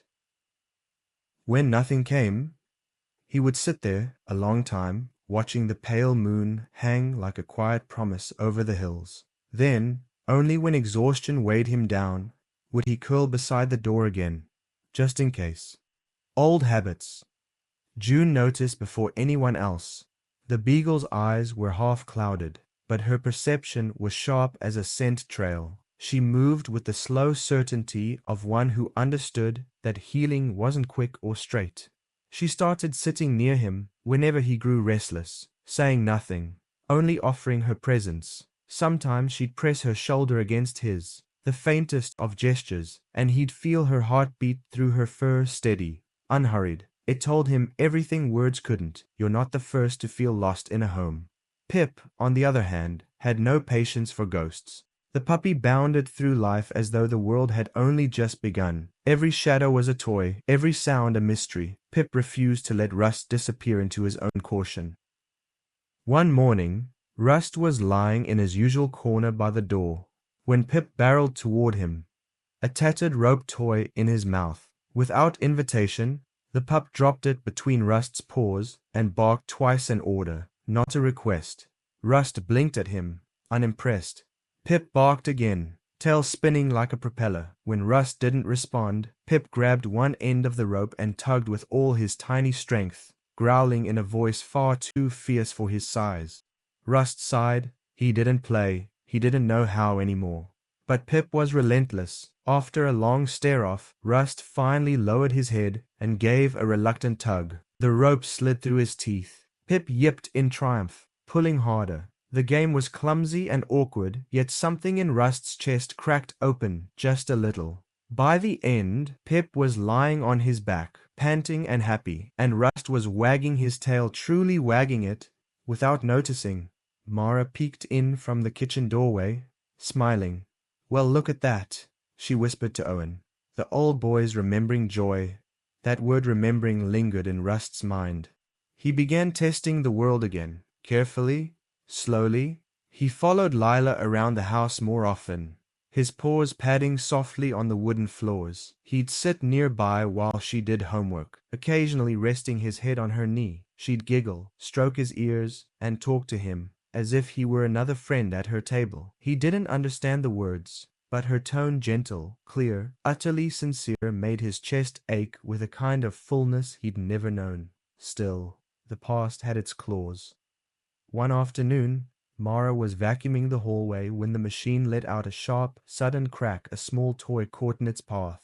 Russ jumped to his feet instantly, hackles rising, heart pounding like a drum. His instinct screamed run. He darted toward the back door before stopping himself mid-stride, panting. Mara turned it off at once, her face full of apology. "Oh, sweetheart, I'm sorry. It's all right." The noise had faded, but Rust stood there trembling. He didn't understand why his body still betrayed him. He wanted to trust the quiet that followed. He wanted to sink back into peace. But fear was a stubborn guest. It didn't leave just because it was unwelcome. That night, when Lila came to say good night, she found him lying in the hallway instead of his bed. "You can come closer, Rust," she said softly, crouching beside him. "It's warmer in here." He hesitated, then inched forward, step by cautious step, until he was beside her bed. She smiled, patted the blanket, and whispered, "See? Nothing to run from." He curled up there, head resting on his paws, and for the first time, he slept through the entire night. The next few weeks blurred into a slow unfolding of trust. Owen began taking him along to the workshop, letting him lie nearby while he worked on wooden chairs or fixed broken hinges. The shed smelled of sawdust, varnish, and steady labor, a scent Rust found oddly calming. The rhythmic scrape of sandpaper was a far cry from the screech of city metal. "Good company, huh?" Owen would say, scratching Rust's head between strokes. Rust would close his eyes and breathe in the earthy scent of home. Mara had her own way of including him. She talked to him while she baked, as though he understood every word. "You know, Rust, I think this bread's going to rise better than yesterday's." He'd tilt his head, pretending to comprehend, and she'd chuckle. "You agree, don't you?" He didn't. Not really, but her laughter filled the kitchen like sunshine, and that was enough. He began learning their habits too. The way Lila left crumbs near her plate, because she knew he'd clean them up. The way Owen always took off his boots by the door with a grunt of relief. The way Mara hummed when she cooked, always the same tune. And yet, there were still moments when something inside him bristled, when the world felt too kind, too soft, and his old self whispered that it couldn't last. One morning, Owen forgot to latch the gate after taking out the trash. The opening was small, almost invisible between the posts. Rust saw it. He hadn't been looking for escape. Not really, but the sight of that sliver of open space hit him like lightning. Before he knew it, he was outside. The air was crisp, fields stretching endlessly, the horizon a watercolor of blue and gold. No leash, no fence, no walls. His paws sank into the cool grass, and for a dizzying moment, the old thrill of freedom roared back to life. He ran. The wind tore through his fur, the smell of earth and wild things filling his lungs. The old rhythm of survival surged in his veins. Every stride was a memory, the alleys, the chases, the endless motion that had defined his life. He didn't realize how far he'd gone until the house was a distant dot behind him. The road stretched ahead empty, silent. A bird called somewhere far off. The exhilaration began to fade, replaced by an ache deep in his chest. He slowed, panting, looking around. The fields were vast and beautiful, yes, but empty, utterly empty. He stood there, wind whispering through the grass, and realized something that made his tail lower slowly. He wasn't running to anything anymore. For so long, his life had been about motion from fear, from hunger, from loneliness. But now, standing there alone again, he felt the sharp echo of all those empty nights under bridges, all the rain-soaked sidewalks. The freedom he once craved now tasted hollow. Behind him, faint and distant, came the sound of a voice. Rust! Lila's. He turned. She was small on the horizon, running barefoot down the path, her dress flapping in the wind. Her voice trembled between breaths. Rust. Come back! He hesitated. Old instincts whispered, keep going. But then a sound rose above everything else. The faint, desperate catch in her throat as she called his name again. Something inside him broke cleanly, beautifully. He ran toward her this time. The grass whipped against his legs as he bounded back, heart pounding for a new reason entirely. When he reached her, she threw her arms around his neck, tears wetting his fur. Don't do that, she gasped, half laughing, half crying. Don't you ever do that again? Rust pressed his head into her shoulder, breathing in the scent of home grass, soap, and the faint trace of her warmth. The world stilled. For the first time, he wasn't running away from loneliness. He was running back to belonging. When they returned, Owen closed the gate firmly but didn't scold him. Instead, he knelt down, looking Rust squarely in the eyes. You came back, he said softly. That's what matters.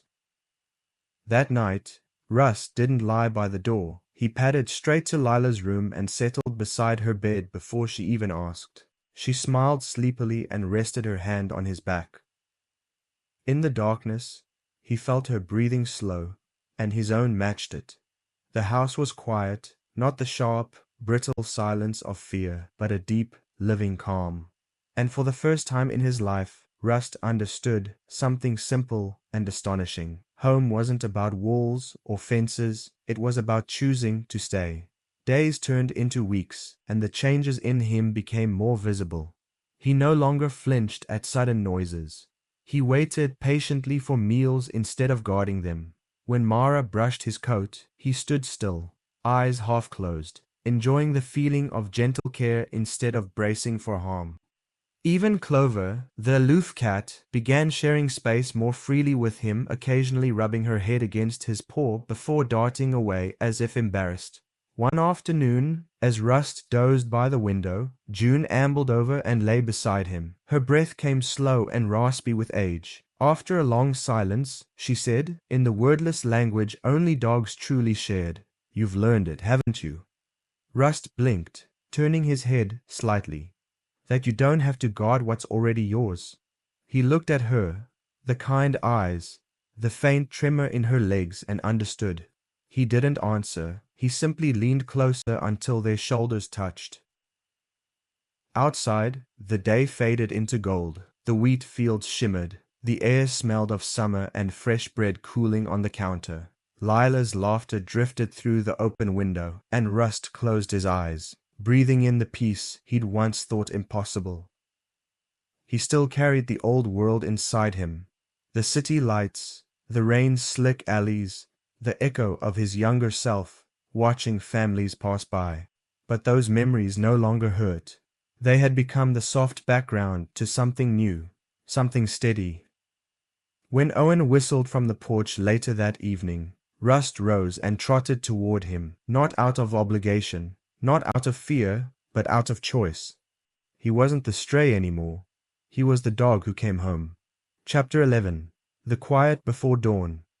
The frost came earlier than expected that year. Rust woke one morning to find the fields glazed in silver, the grass stiff beneath his paws. He exhaled, and his breath hung like smoke before vanishing into the pale air. The farmhouse windows glowed faintly with the first hints of dawn, but he didn't move toward them. He lingered in the yard, letting the cold settle into his fur, feeling something stirring deep inside him that he couldn't quite name. For weeks now, the rhythm of life had slowed. The harvest was over, the fields bare except for stubble and the occasional forgotten pumpkin melting into the soil. Owen had packed away the tools, the tractor slept in the barn, and the sky seemed to stretch forever without sound. Rust had come to know this silence, not the fearful kind that once pressed against his ribs, but the gentle, breathing stillness of a world at rest. Lila still woke early every day, padding down the hallway in her mismatched socks, hair wild, yawning as she filled Rust's bowl. "Morning, Rust," she'd mumble, voice still heavy with dreams. She always crouched to scratch behind his ear before setting the bowl down, and he always leaned into her hand, just for a moment, before eating. Some mornings she lingered beside him, chin resting on her knees, talking softly about school, or the sky, or the way her mother laughed at breakfast. He didn't understand her words, but the tone was enough, a melody that made him stay. He had stayed. That was the truth of it. Months ago he'd been a shadow slipping through alleys, ribs sharp, eyes raw with hunger. Now he was a name called from a doorway, a bowl by the porch, a warm quilt near the fire. Yet somewhere inside him, a quiet restlessness remained, faint as an ember buried in ash. The change began subtly. It started with a crow's cry one morning, distant but sharp, echoing from the woods. Rust had looked up suddenly, muscles tensing, ears pricked toward the sound. The trees beyond the farmhouse were dark and skeletal, their leaves gone, their branches whispering secrets to the wind. Something about them called to him, a voice older than fences or walls. That evening, after dinner, he lingered near the edge of the property. The air smelled of wood smoke and hay, but beneath it, faint and wild, was something else. The scent of open fields, of running water, of freedom. His paws itched. Owen noticed him standing there and came out quietly, hands tucked into his coat. "You thinking about running again, old boy?" he said softly, crouching beside him. Rust turned his head, unsure. Owen smiled, lines deepening around his eyes. "Wouldn't blame you. Sometimes I still think about it too." He scratched Rust's head gently, then looked out at the horizon. The stars were just beginning to appear, glinting cold and far away. "World's a big place," Owen murmured, "but sometimes the hardest thing is deciding where home really is." Rust pressed closer to him. The wind tugged at Owen's coat, lifting the scent of earth and hay and something that felt like trust. As winter deepened, the farmhouse grew quieter. Mara began knitting thick scarves by the fire. Lila spent her evenings curled up in the corner with a book, whispering the words under her breath. The old clock ticked steadily, and Rust would lie beside it, lulled by the rhythm, half dreaming of another life. Sometimes, though, the dreams weren't gentle. In them, he saw the cages again, the concrete floor, the dripping faucet, the hands that grabbed too quickly. He woke panting, heart hammering, the dark pressing in like old memories. Then there would be movement beside him, Lila, murmuring drowsily, slipping her arm around his neck. "It's okay, Rust," she whispered once, half asleep. "You're safe here." Those words rooted him in the present, like anchors thrown into calm water. But the pull toward the horizon never vanished completely. Each morning when Owen opened the door to let him out, Rust hesitated on the porch, eyes sweeping over the fields. The snow had come now, light at first, then heavy. It softened the world, muffled it, made every footstep sound like a secret. He would wander along the fence line, his breath white in the air, his paws leaving trails that vanished by morning.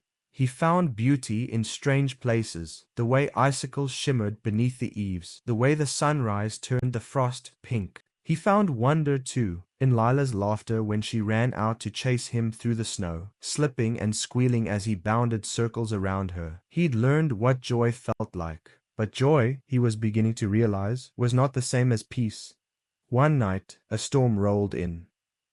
It started with a low moan in the distance. Then the trees began to bend, the windows rattling in their frames. Rust lay near the hearth, watching the fire flicker orange and gold.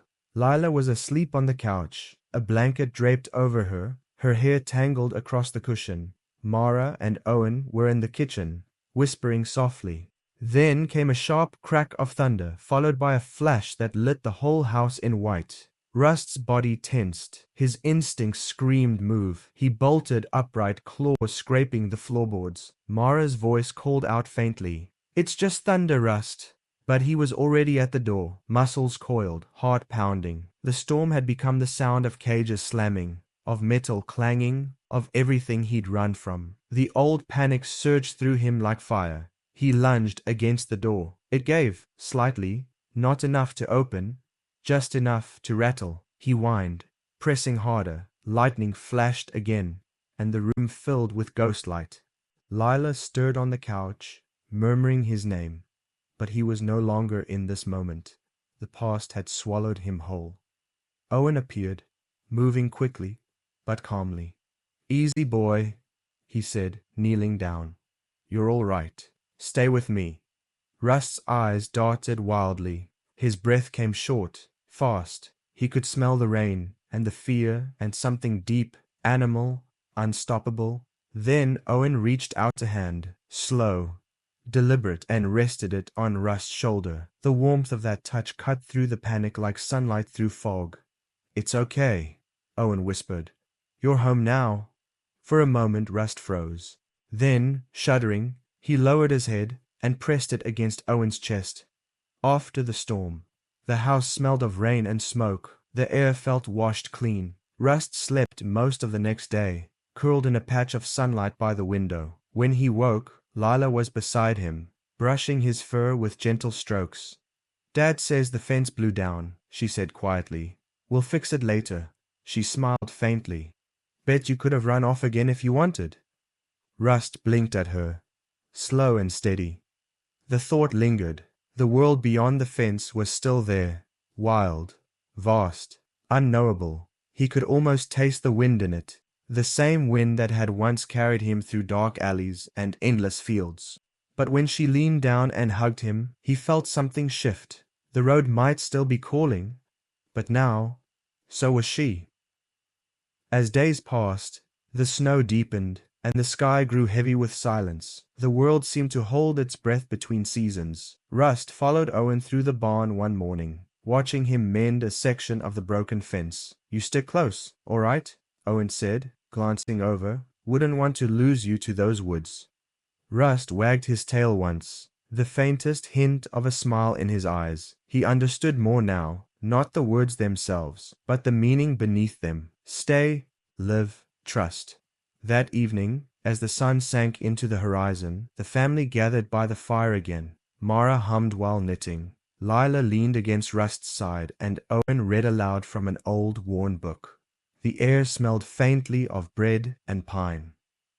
Rust listened, half asleep, as Owen's voice filled the room. And after all his wanderings, the traveler returned home, only to find that home had been growing inside him all along. Lila smiled, without looking up. "That's a good one," she whispered. Rust's ears twitched. Something about those words struck deep. He thought of the road, of the rain, of the nights when he'd been nothing but a shadow against the city's walls. He thought of the silence in the fields, of the girl's patience, of the gentle hands that had reached for him without demand. Home. It was no longer a place he needed to find. It was here, in the warmth against his fur, in the sound of laughter, in the simple act of belonging. Near midnight, when the others had gone to bed, Rust stirred.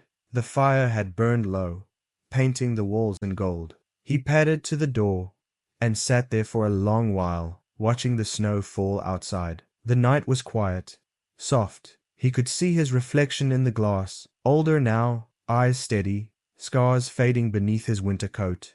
He could have gone then. The fence was still down. The world waited beyond it, wide and wild. Instead, he lay down by the door and rested his head on his paws. Somewhere far away, a train horn sounded, a low and lonely song threading through the hills. Rust listened, eyes half closed, the sound pulling at the corners of his heart. But when it faded, he didn't move. The wind brushed against the windows, gentle as a sigh. Inside, the house slept on, and Rust, once a nameless wandering ghost, dreamed not of escape, but of mourning. Chapter 12. The Decision.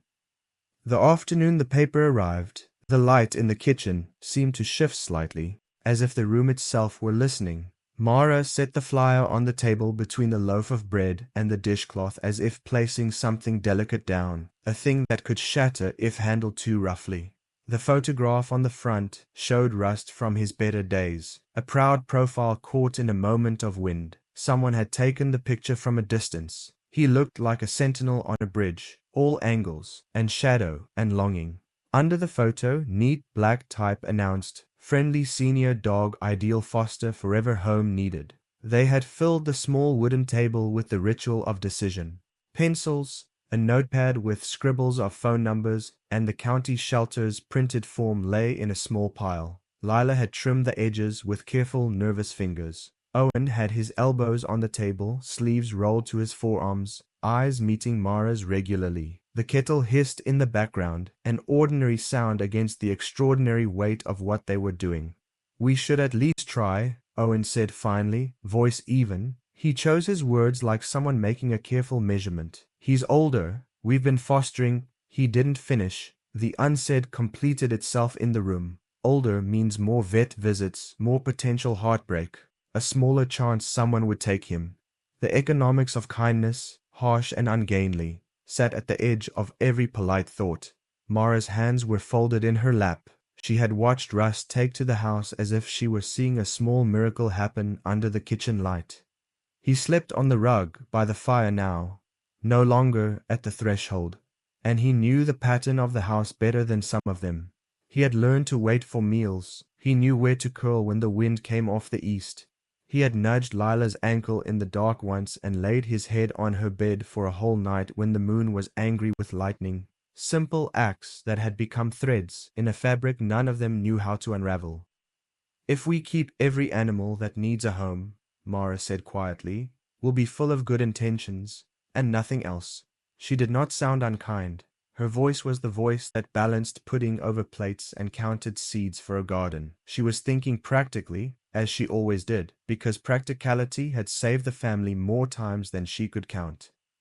Lila watched from the doorway, arms folded, chin tucked a little against her chest. She was 10 and had an authority of small people, fierce and tender and wholly uncompromising. "Rust is ours," she said, as if a truth could be declared and thereby made absolute. Her voice quivered at the edges. "He's lived here for months. He doesn't need a name on a form or a new address." Owen's brow softened. "He doesn't need to be alone," he said. "That's true. But he might be better somewhere else," Mara counted. "Someone with fewer obligations. A retired couple, maybe. They could give him time." They were not cruel. They were thinking, truly thinking, about welfare and fairness and what might be best. It was the long, slow kind of decision people make when what they love begins to demand more. It sat between them like a plate half filled with bread, meant to be shared but heavy in the hand. Rust, oblivious to the calculus, lay on the Persian rug near the hearth, watching them in that somber way dogs have of reading, shoulder, posture, scent. He did not know the word adoption, but he knew the difference between hands that moved him and hands that stayed, between a voice that called him and one that could carry him away. June lifted her head at the sound of pages turning. For all her age, she understood people with a simplicity Rust could sometimes envy. She padded over and settled her chin on Rust's flank, a solid, uncomplaining weight. Pip danced in small circles, as if to keep the mood from settling into sorrow. Clover watched all of them from a high shelf, tail a slow pendulum, eyes cool and contained. They went through the motions, phone calls to the shelter, a few names scribbled on the notepad, a short list of people they'd quietly talked to in the past who had once mentioned, with the casual generosity of the hopeful, that they might welcome an older dog. There were questions about vet histories, vaccinations, spaying and neuter status, and whether Rust might need ongoing medication. The practicalities were endless, and each one seemed to bend the conversation toward the same quiet place. Maybe this was the responsible, sensible thing to do. Mara folded the flyer twice, then 3 times, bringing the edges together in neat, patient pleats. She smoothed her hands over it and looked up at Owen. If we decide to list him, we have to set good terms. Her pen traced small circles on the pad. Home visits, no immediate rehoming, medical costs covered by me, no shipping him off to the first person who calls. He's ours to place carefully. Owen nodded. The logic pleased him. He liked lists. He liked box-checking. If they had to part with Rust, it would be done properly, with dignity, and not like the hurried things they'd seen happen in the city. Lila's face remained a tide of emotions, resolve cresting with sorrow. They placed the flyer where it could be seen, pinned by the corkboard by the kitchen door, where school notices and the recipe for plum tart lived. It was small, a private declaration. Then Mara made tea and sat with the kettle on her lap, like someone rereading pages in a book that had not yet ended. For days the house carried a delicate tension. Rust noticed it the way a dog notices the subtle change in someone's perfume. The air itself grew a fraction thinner. He ate more slowly, eyes lifting to the doorway more often. The children from the street stopped on their way home to press their noses to the window and whisper, as if the house might be fragile to the touch. The neighbor's mailman lingered a moment longer than usual when dropping off a parcel, the way people do when they sense the murmur of a decision. Then a call came that was both simple and complicated. A woman, Monica, spoke with earnestness and the weary kindness of people who had loved animals before. She lived a 30-minute drive away, she said, in a small home with a big yard and a husband who wanted a companion. She was in her 60s, retired, had the time Rust might need. She had fostered before. When Mara looked at Owen, there was the lift of hope at their edges. A dangerous, beautiful thing.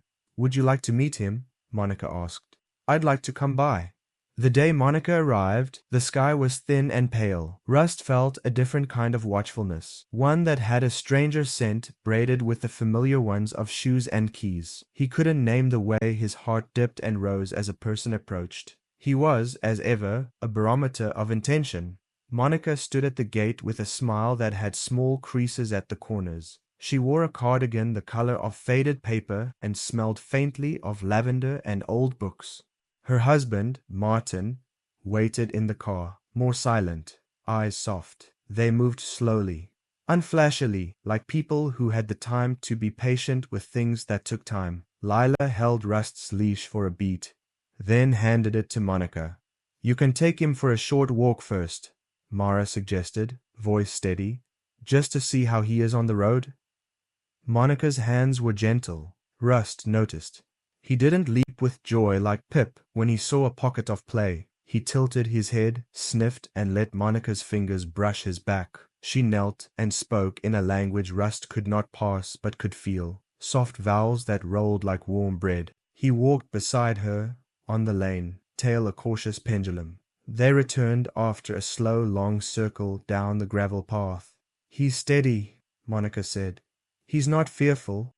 He's aware. He's someone with a long story. Mara's eyes filled for a moment, not with tears, but with a slow attendance, as if she were watching the shape of a life unfold and understanding its edges. We'd want to be sure he's comfortable, she said. We can't just move him. Not quickly. Monica nodded. Of course, we don't want that either. They talked for a long time, over tea, over the table, while June snoozed and Pip snuffled underfoot, and Clover pretended not to be interested. Monica told stories of her husband's gentle gait when he retired, and her own afternoons spent knitting by the hearth. She mentioned regular vet checkups and a fence by the garden that would be perfect for Rust to patrol. She spoke of afternoons of reading aloud, of quiet, companionable television, of the way a dog's breath can make a house sound less empty. It was a plausible, kind life, something you could imagine printed on a flyer with warm font and softer paper. It was not wrong. It was, in many practical metrics, a good match. When they left, Martin lingered by the gate. He looked at Rust as if he were weighing what did not quite fit into boxes. He might be happier here, he said quietly. Not an accusation, but a question flung into the wind for them to catch. That night, after Monica and Martin had driven away, the house felt both fuller and lonelier. The decision, once theoretical, had sharpened into a shape they could hold in their hands. They could see the path that led from their doormat to someone else's porch, a gentle, sensible path. Yet, when they looked at Rust, old, scarred, breathing softly by the fire, the path began to fray on the edges. Lila climbed onto the couch and put her head against Rust's flank. "He chased a magpie last week," she whispered. "He still tries to herd the cats when he thinks they're being rude.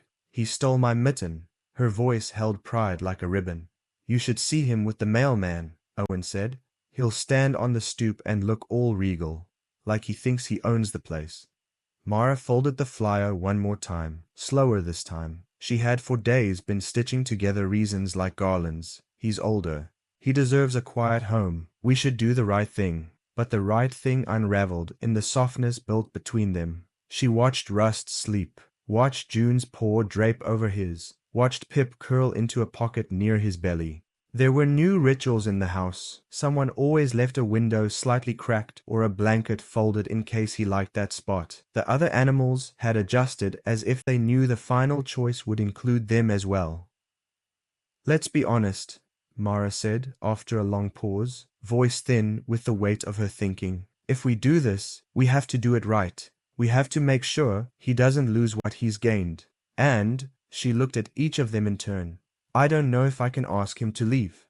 Owen's jaw moved. He was practical in the way of men who built fences and fixed tractors, but he loved in the way of men who noticed detail. He remembered the way Rust watched Lila sleep one winter night as if he were guarding her dreams. He thought of the way Rust had once turned back from the gate and come home, choosing them without being asked. "What if we gave it time?" he offered. "We can keep the flyer up for a week. If someone calls who truly seems right, if it's someone we meet and trust, then we'll think about it again." Lila flung an arm over his shoulder like a small general claiming victory. "That's a trick," she protested, grinning. "You're not actually giving him up." Mara laughed, the sound wet and sudden, breaking like ice. "Maybe not." She smoothed her hands over the flyer and felt, for the first time in days, an element of certainty. It wasn't that her practical mind had been conquered. It was that something beyond practicality, something plain and stubborn, had asserted itself. It was the shape of having watched another life stitch itself into theirs so quietly that the seams had almost gone invisible. They left the flyer up, pinned on the board, its edges curling in the kitchen's warmth. Calls came, one or two, the kind of civility you find in polite society. People asked the expected questions and then dropped away like passing weather. None of them felt quite right. None of them looked at Rust the way Lila did, like a map to the best parts of her day. At the end of the week, Mara took a pair of scissors to the flyer. She cut through the paper with a small, decisive motion. Tears came to her eyes, not from regret, but from the recognition of everything they had tried to weigh and measure. She unfolded the cut halves and let them fall into the sink, water closing over them like a minor funeral. "He's not going anywhere," she said, voice simple and flat and final. The room exhaled. June's tail thumped. Pip let out a contented snort and rolled onto his back. Clover leapt down from her perch and sauntered over, brushing her head once against Rust's paw, an animal benediction. Rust, asleep at the center of the hearth's warm light, thudded his tail in that slow, delighted way that dogs do when something is settled in their bodies. He dreamed perhaps, not knowing what had been decided but feeling the shape of decision like a new sunning place on the floor. He woke and lifted his head at the soft clatter of Mara rinsing the sink. When she came to him, she knelt and stroked his ears. "Rust," she murmured, her palm pressed to the patch behind his ear in the place he liked best. "You're staying?" He cocked his head, understanding the tone even if he failed to parse the syntax. The warmth in her touch said what no paper could. "You belong." The name Rust settled about him like a soft collar, not a restraint, but an identity. They did not announce it to the town. There was no parade. There was simply the small domestic shift. Pip's bed was dragged a little nearer to his, June's blanket fluffed, the kitchen socket taped to keep him from chewing it, a new jar of dog treats placed on a low shelf. Lila drew a crooked sign and stuck it in the yard. "Rust lives here." Not a warning, but a map for anybody who might have needed it. News travels in small communities as if through the underbrush, by way of children and neighbors and the folks who made their living stopping doors. Some people came by with offerings, a knitted scarf, a wide-brimmed hat for Lila's summer plays, a tin of biscuits. They hugged Mara's shoulders and said, often with a mist of their own eyes, "You did right." There were practical affairs to handle still. Mara booked a comprehensive check-up at the vet, and Owen reinforced the fence on the side, where Rust had once nudged it suspiciously. They became the kind of household people used as examples. Neighbors would gesture in passing. They took him in and look, like a small sermon about second chances. Rust's world shifted as constellations do, slowly, imperceptibly, until one day he realized the change had been complete. The threshold no longer suggested flight. The porch was not merely shelter. It was a beginning. He learned the cadence of the house so well he could anticipate the kettle's whistle, the clatter of the eggshells, the rhythm of Mara's hum. He watched over Lila as if she were a treasure hoarded not in fear but in stewardship. On a late afternoon in early autumn, with the light a honeyed slant through the orchard, Mara knelt in the grass and bid him come. He trotted over without hesitation now, his scarred flank gleaming in the sun. She looped a loosely braided ribbon around his collar, ornamental, not binding, and tied it into a bow. Lila clapped, delighted, and Pip leapt up to sniff the ribbon as if to confirm its authenticity. Mara hugged Rust then, her face against his neck, smelling rain and fur and home. "You are ours," she said into his coat, and he rested his head on her shoulder as if to mark the statement in his bones. In the evenings, they still pinned the old flyer on the corkboard, not as advertisement, but as a talisman of what they'd chosen. The paper would yellow at the edges and eventually be swept away like leaves to compost, but the act of cutting it and throwing the halves into the sink remained vivid in their memory. The moment where a family chose presence over policy, belonging over the idea of what seemed sensible. Rust grew into the role they had given him, not by ceremony, but by ordinary, relentless acts. A morning patrol of the yard, a protection of the porch from imagined invaders, an attendance at Lila's homework time, where he provided a warm, steady shoulder against which she could read aloud. He loved the sound of Mara's voice when she spoke to him, and the way Owen's hand curled around the small ridges of his ribs as a kind of tactile benediction. Sometimes, when the moon made the river silver and the world seemed to remember its edges, Rust's ears would perk at a distant sound that none of them heard as anything but the neighbor's radio. For a breath, the past fluttered its noisy flag across his chest. The city's memory, neon, puddles, engines, but the feeling slipped by like a wind over the field. His body carried ghosts, but they no longer commanded him. He had chased the world his whole life, but the world, it seemed, had finally caught up and called itself home. Chapter 13. The year turns. Morning began in silence, the kind that came before birdsong, before the hum of cars on the far road, before the house fully woke.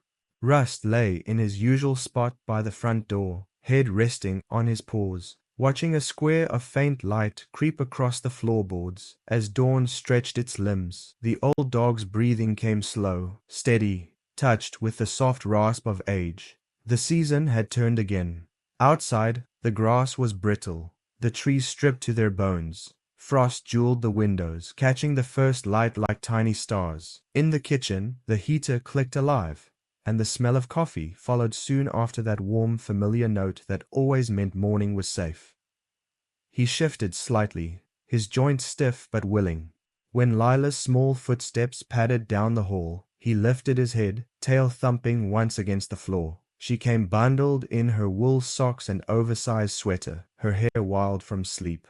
"Hey, old man," she whispered, kneeling beside him. Her hands were gentle as they scratched beneath his chin, where the fur had grown gray and wiry. "You were snoring again.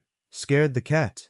From the armchair, the calico in question, Daisy gave a dignified flick of her tail, but didn't move. She had long since accepted that the dog's snores were part of the household's rhythm, just like the clock ticking on the wall or the wind brushing against the siding. Rust rose slowly, stretching out until his hips trembled, then followed Lila to the back door. When she opened it, a gust of white air poured in. Snow had dusted the yard overnight, soft and unbroken. The porch steps creaked beneath his paws as he stepped out into it, the cold sharp and clean in his nose. He stood there for a while, just breathing it in, the quiet, the smell of pine and chimney smoke, the faint hum of a world wrapped in winter's stillness.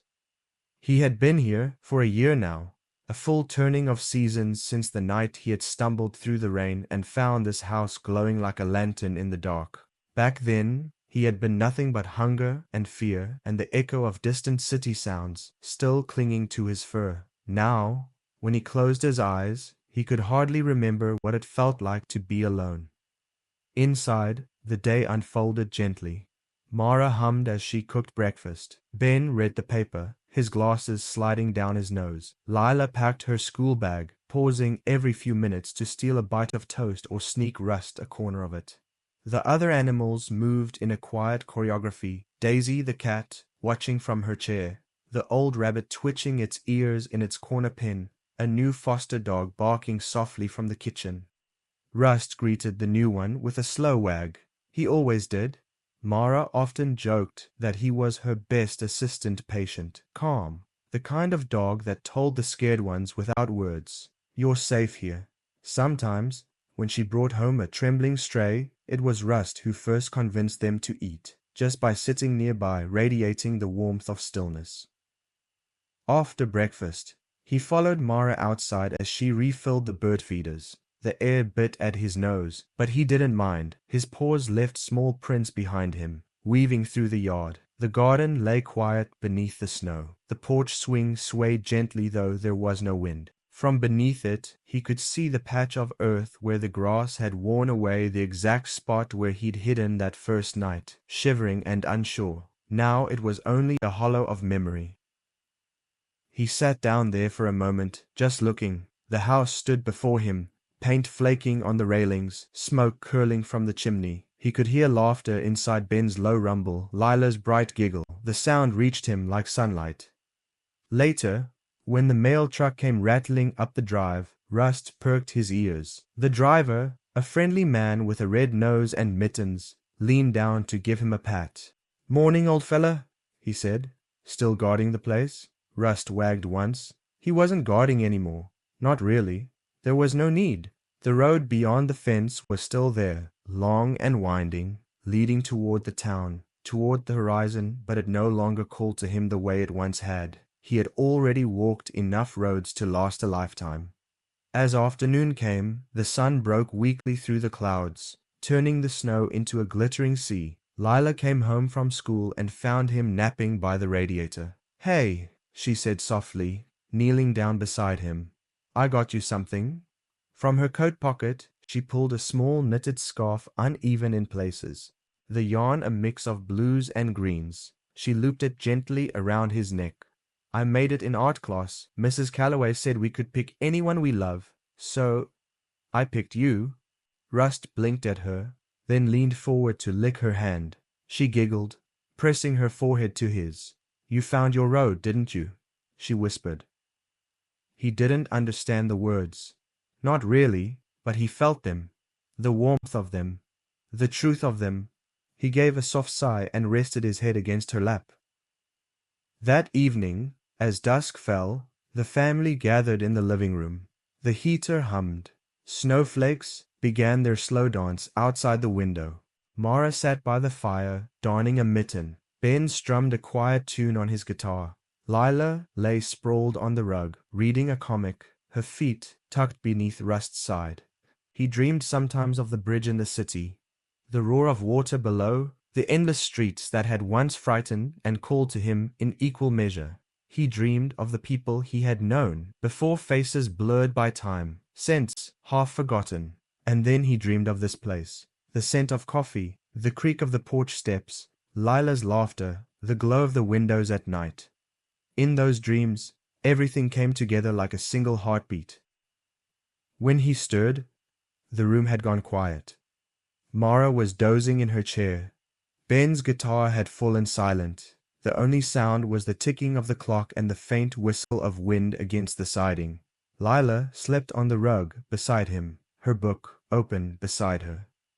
Rust lifted his head, the scarf slipping slightly askew. He looked around the room at the soft lamplight, the tree outside dusted in snow, the life that filled every inch of this home, and felt a peace so deep it seemed to hum through his bones. He had chased the world his whole life, but the world, it seemed, had finally caught up and called itself home. Thank you for joining us on this journey. Until next time, stay safe.